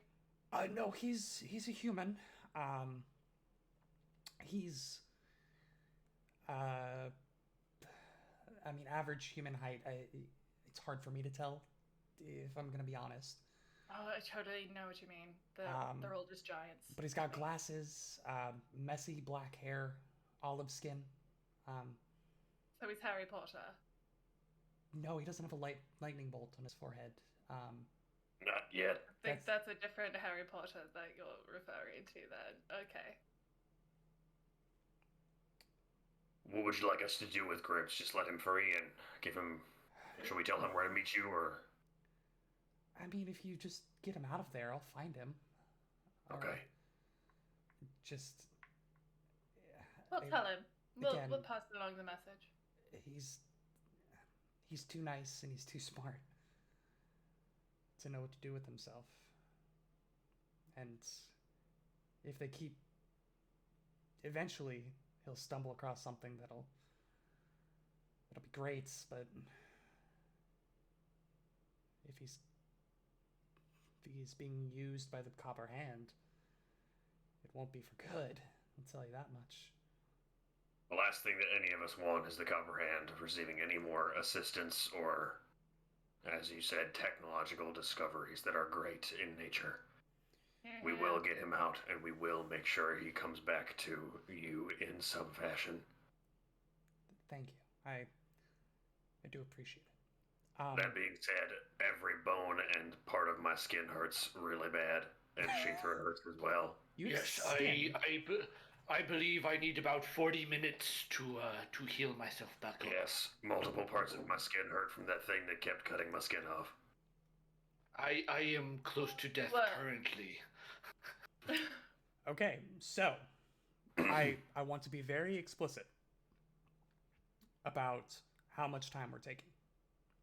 Of course, I actually think. What do you think of this? Where we need to take 10-minute chunks anyway for life boost and lay on hands.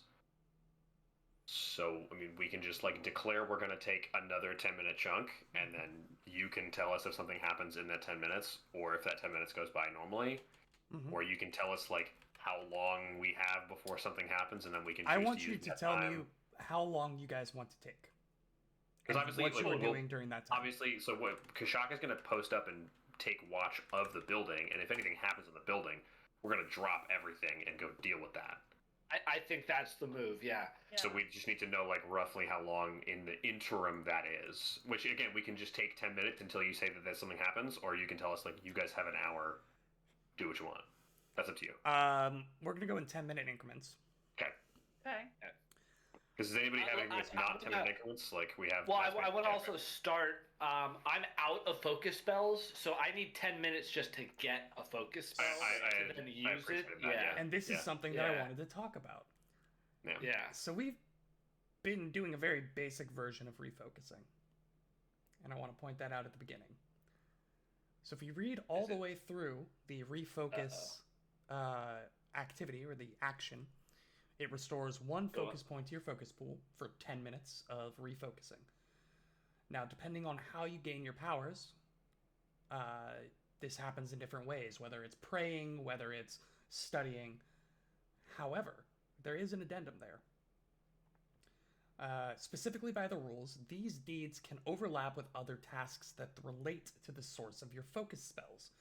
For instance, a cleric with focus spells from a good deity can usually refocus while tending the wounds of their allies. And a wizard from the illusionist school might refocus with attempting to identify magic of the illusionist school. So, if you can make a That's good good to know. argument actually.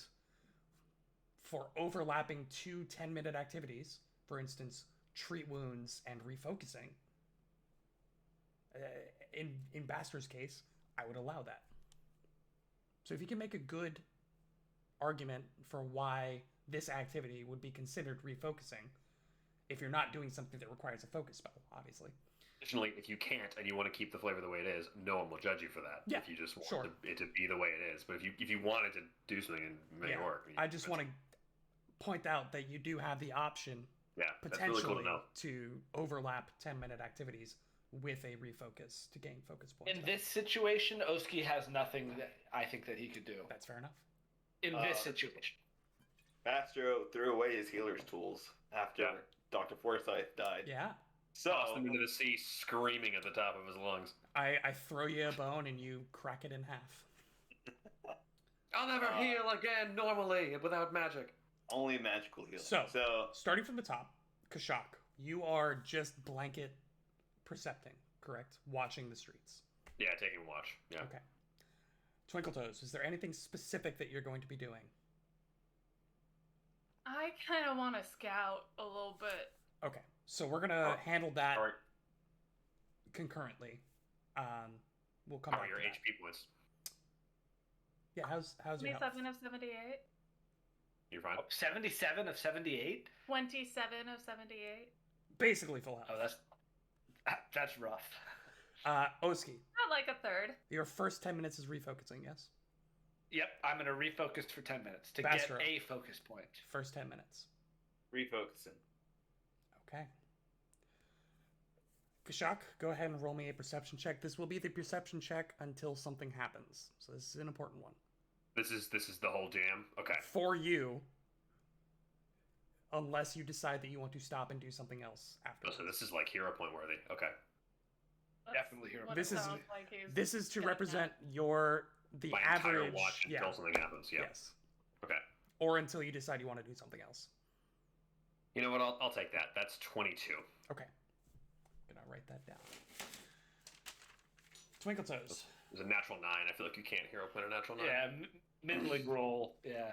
Twinkle Toes, you Yes, see Oski that is- and Bastro begin Yeah. to meditate and reflect upon their powers, draw their energy back in. Wait, let me be very clear. Oski's refocusing involves a lot of food. It's not meditating per se. It's a lot of food. Fair enough. They begin to, I wanted to say refocus, but that's literally the thing. They begin to center themselves back towards the sources of their various powers, and you watch as they go into this almost trance-like state of gathering their intrinsic energies back into themselves. You plan on scouting out the building. The first thing I will Yeah. tell you is that it is clear that there is basically the street, Richmore Street. There's also a like service alleyway along the back of it that you can see that kind of runs in between. And hey, you don't need to roll perception check. That's just a thing, right? The entire row that the Doss house is on seems to be tenement housing. It's all 4 stories, and the top 3 stories seem to be this like tenement housing, whereas the bottom floor tends to be shops, groceries, Storefronts. inns, the Doss house, kind of like anywhere in Arlington or Tyson's, Yeah. where you have Shout out to Virginia. grocery or shopping on the bottom floor and housing above it. Also, East Campus at our alma Also mater. East Campus, yeah. How would you like, or what would you like to do in order to gain more information? So you said that they're like tenement housing. Is it like townhousey? Like, are they all joined? Like, is You're it a not strip sure mall type what deal? you're not sure what the interior design is, right? I'm not. That's not what Um, I'm asking. I'm asking if they're joined. Yeah, it's Or it's if it's it's like like- a town. It's row housing, so it's Okay. all like a large building that's just it goes on, and it's segmented. You can see where it's like, you know, this section is 4 feet out into the street compared to the other building, right? So you can see where kind of the delineation between buildings are. One color brick might be red, the next might be like a gray brick. So you can make out the difference between the different like sections, but it is Okay. all a row. Yeah. Cool. I want to get up on top of the building across the way from Richmore Street. On the street side, not the alley side. I meant like from the intersection, so I'm not even like getting onto the street. So like, gosh, how don't know how to explain this. If this is the Let's- intersection, and this is Richmore Street here, and the Doss House is here, I want to go on the building that's like here. Let me Oh, are you just gonna this is the take us first to the back? time. This is the first time we're doing this, but we're gonna just go ahead and do a little drawing. So Okay. you're on this street right here, right? Uh-huh. We're gonna go with, yeah, exactly. What is happening? What am I looking at? The Richmore Street kind of runs. Oh, that's terrible. I'm gonna. No, this is great. No, I love this. I No, no, keep that. apologize. What? So if you're yeah, Richmore Street runs parallel north south. There is You mean perpendicular? perpendicular, excuse me. Yeah. Yes. I did graduate from college. Um, the alleyway kind of like runs along back here, and you know that the Doss House is like right here. Where are you going? You're pinging something, but The X right here is the Doss House door. oh, okay. Yeah, and then this is the alleyway, right about yeah. All right. So where would you like to climb up and go?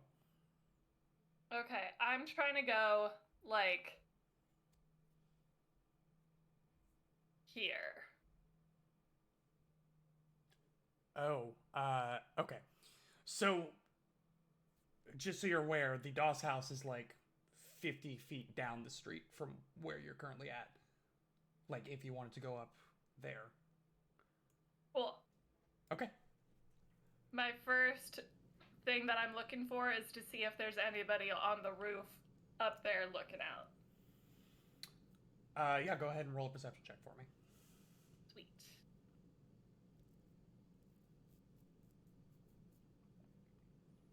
First of all, go ahead and roll a stealth check for me. Okay. Whether or not you're actively trying to avoid being seen. 26. 26. Next, go ahead and roll a climb check for me. All right. I'm sorry, I skipped a few steps. That's okay. Climb check is athletics. Athletics, correct. 22. 22. Okay, yeah.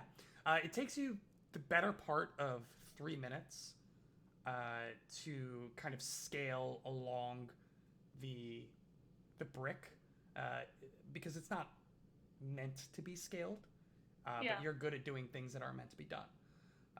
So you do make it up to the top, but the majority of this first 10 minutes is going to be you getting up to the roof there and then doing a scan. So what was Yes. your perception? My perception, I was gonna hero point. Because I got. It's only one better. The 15. We take it. 15. Okay. Hero point from a 4 to a 5. You're not 100% certain. Just because there are places like, you know, chimneys that pop up or like weather vanes, things that obscure your line of sight. But you're fairly confident that there is nobody on any of the rooftops around you. Now, it's not 100%, again, because there are chimneys, there are obstructions, there are differences in height. Even if they are minute, they might be enough for somebody to be there. But you are mostly confident that there is nobody on the roof around you. Alright. So that's going to be your first 10 minutes. We have refocused. Kashak is still watching. Nothing seems to happen. You do note, well, I should say, you do notice that somebody does enter the Doss House. Oh. They look to be kind of your average sailor type. You know, you see the Sailor. sleeveless shirt, the white cap, the blue neckerchief, you know, the whole 9 yards. So we went to a costume store for a sale. Yes. We went to Halloween Town for a sailor costume. Exactly. This man seems to be in the Navy. Nice. So, gentleman enters, doesn't come out. That's all you see in the first 10 minutes. Okay. So he's in it for longer than 10 minutes.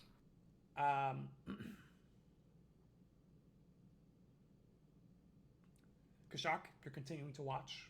Twinkle Toes, we'll get to you in a second. Oski and Bastro, you have regained your first focus point. What would you all like to do? Refocus. Oski will expend his focus point, laying on hands Kashak, and giving Kashak 18 HP, and then a +2 to AC for the next 6 seconds. Good to know. Kashak also drank his 2 minor healing potions, and I rolled absolute frickin' rocks on those. And he is now full hit points with that lay on hands. It's crazy, Oski, that you did that because all of a sudden a crossbow bolt just slams him in the forehead. But because of that 2 AC, it just bounces off. Just saying, it happened. No. And then he'll spend the remainder of the 10 minutes refocusing again. Or, the 10 next- minutes refocusing again. The next 10 minutes. Yeah, it is not a 10-minute activity for you to cast lay on hands, so. Yeah. It's Kashak is back to full.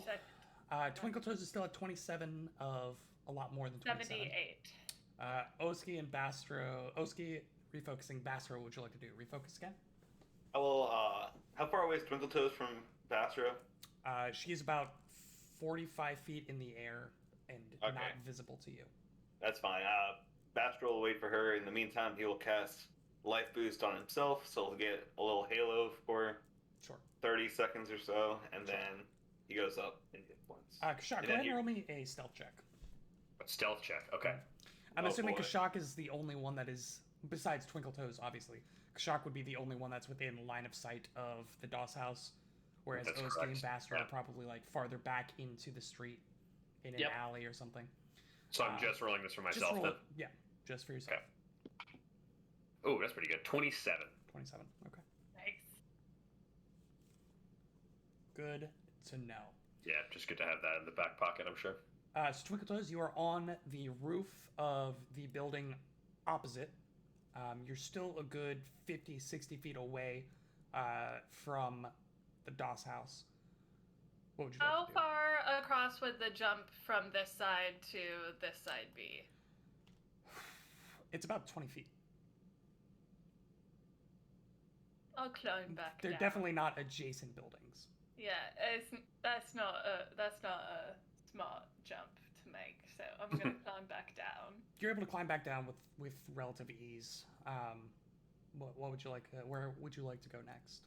I tell my friends that I don't think there's anybody on the roof, but I couldn't be sure because there are structures obscuring my view. So there could be somebody who's as stealthy as me up there. If there's somebody as stealthy as you up there, we have bigger things to deal with. Chuck, that was so nice. Thank you. And then You're welcome. I hug him around his calf. He turns to Bastro. He was like, I was just being practical, but I'll take the win where I can get it. Bastro, That's just sort of a thing, a battle planning strategy sort of point, but... Twinkle Toes, you have about 6 minutes left with which to do something before this next iteration of time. I take out a nail file and start going. Okay. Yeah. With the next 10 minutes, I'm sorry to interrupt you here, but Sure. I have warfare lore, and I'm wondering if there is an opportunity to roll that and try to plan out a strategy based on what Twinkle Toes can tell us about the structure of the buildings. I think maybe there's like some sticks drawing in the sand kind of stuff going on, of like what the buildings actually look like and where a potential best entry point might be, or just a general real strategy. Just a general battle plan. for the next Um, step. Yeah. Does anyone else have any lore that might contribute to said conversation? I have Absalom Scouting lore. lore. Absalom lore is a little more. Scouting too lore general. for sure. Scouting lore. Scouting lore is very relevant. Okay, go ahead and roll scouting lore and warfare lore for me. Okay, cool. All right. I don't want this to break my Explore. perception checks, though. I don't Be want this to relevant. break my surveillance of the building. So if that No, will happen, I mean okay. you're able to have a conversation while looking a different direction, right? Okay. I just Yeah. want to be sure that was. You don't have that to was look at Twinkle Toes to speak with her. cool. I don't know. Maybe Well, no, she Kashak does. prefers if you do.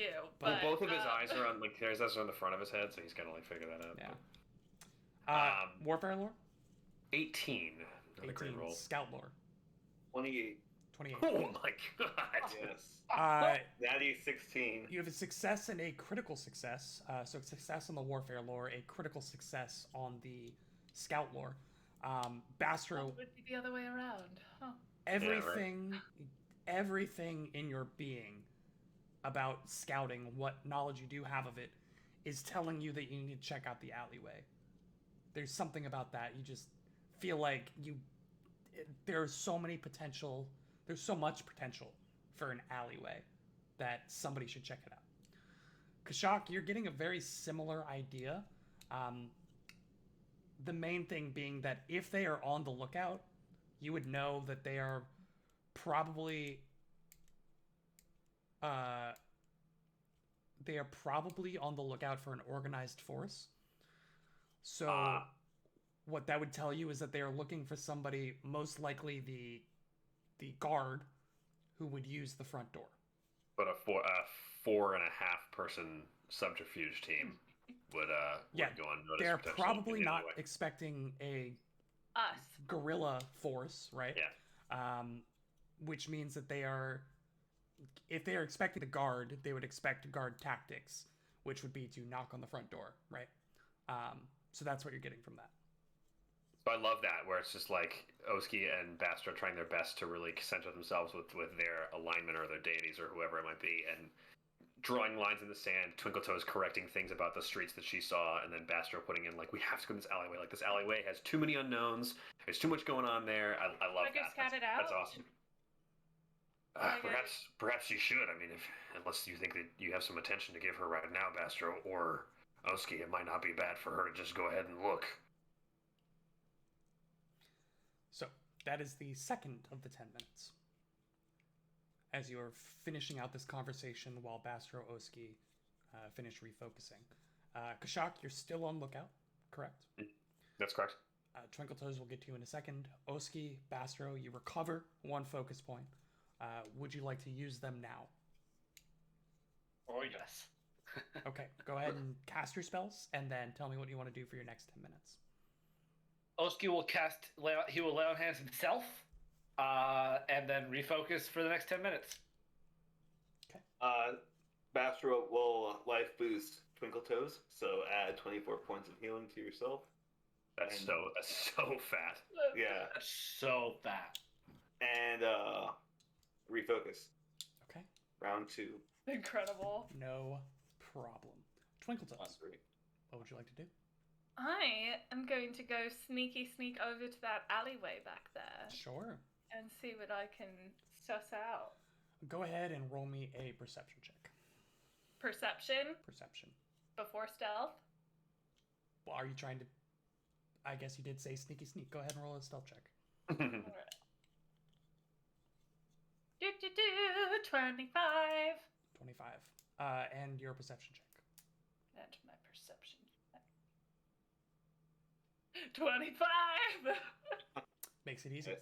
DMing is so easy. Okay. You are... you feel very accomplished in your scouting. You were able to kind of count the doors on the street side and memorize the building patterns to figure out how far down the Doss house would be. And as you enter the back alleyway, you notice that predominantly it is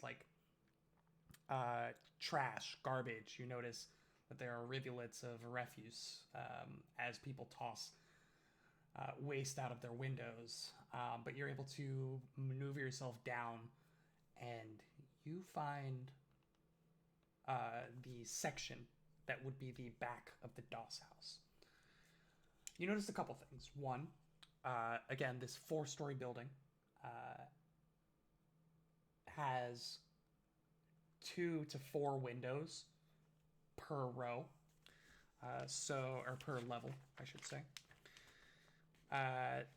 For instance, the top floor has 4 windows. Same with the 3rd floor. The 2nd floor and 1st floor only have 2 windows. But they're all in different, there's no uniformity. They're all in different patterns. Oh, So okay. it's- So It's it's hard. not like 4, 4, Yeah, it's 2, not 2. even. It's not even. It's hard to make Okay. out like room orientation since all Okay. 4 of the windows, even the 4 and 4 and the 2 and 2, those windows don't line up. So it's hard to tell. Amateur home designers. The 2nd to 4th floor windows, all of them are shaded over. So Figured. curtains are drawn. However, However, on the Big 1st dog. floor, you notice that one of the windows is not actually closed. It looks like somebody tried to close it and it didn't latch all the way. So you think you could probably squeeze through and get in. Yo, what? That's awesome.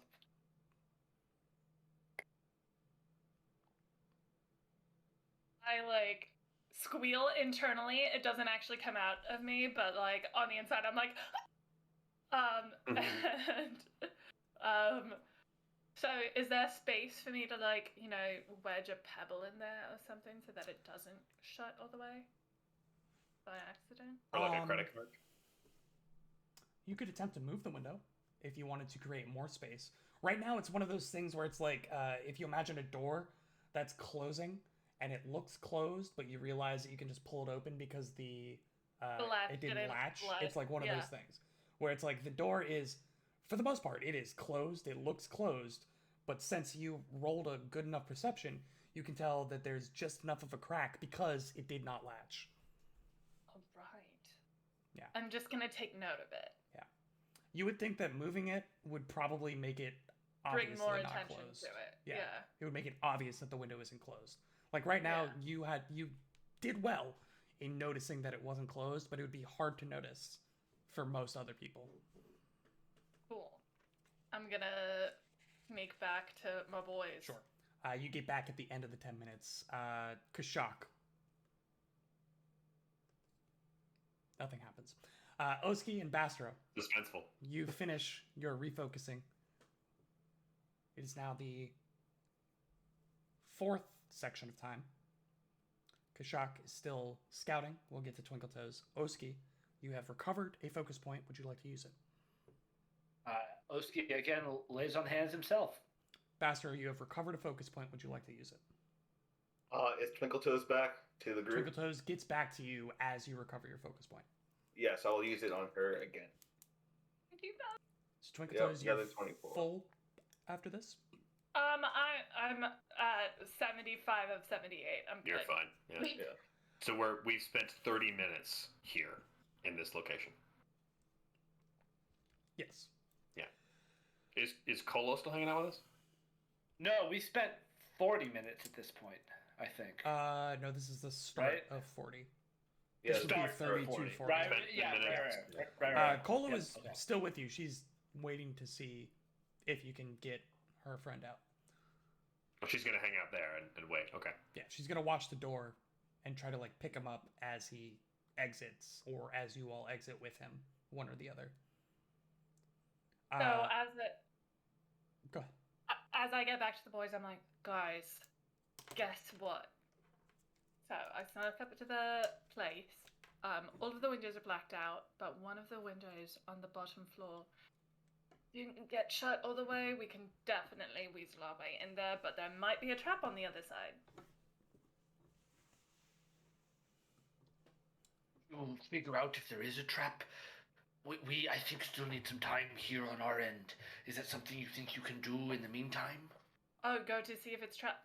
My thing is, I'm worried that if I mess with it, then people will see that it's open, and then that can't be an in for us when we do sneak. This is one of the windows that's attached to the building that we're Yeah. going at home. This seems to be an oversight on their part, which makes me inherently suspicious. Maybe it's intentional. That's why I said there might be a trap Yeah. on the other side. Well, even if it's not traps, they might just be waiting for us to come in that direction, baiting us Oh. into it. I would call that a bit of a trap, wouldn't you? I mean, like. Isn't that exactly the definition of trap? I suppose we'll never know what they're planning. Kashuk's 8 intelligence is starting to show. So, Kolo, like, she kind of looks at you all and says, I'm going to blend in with the crowd. I'll be around. But I'm in no shape to help you fight.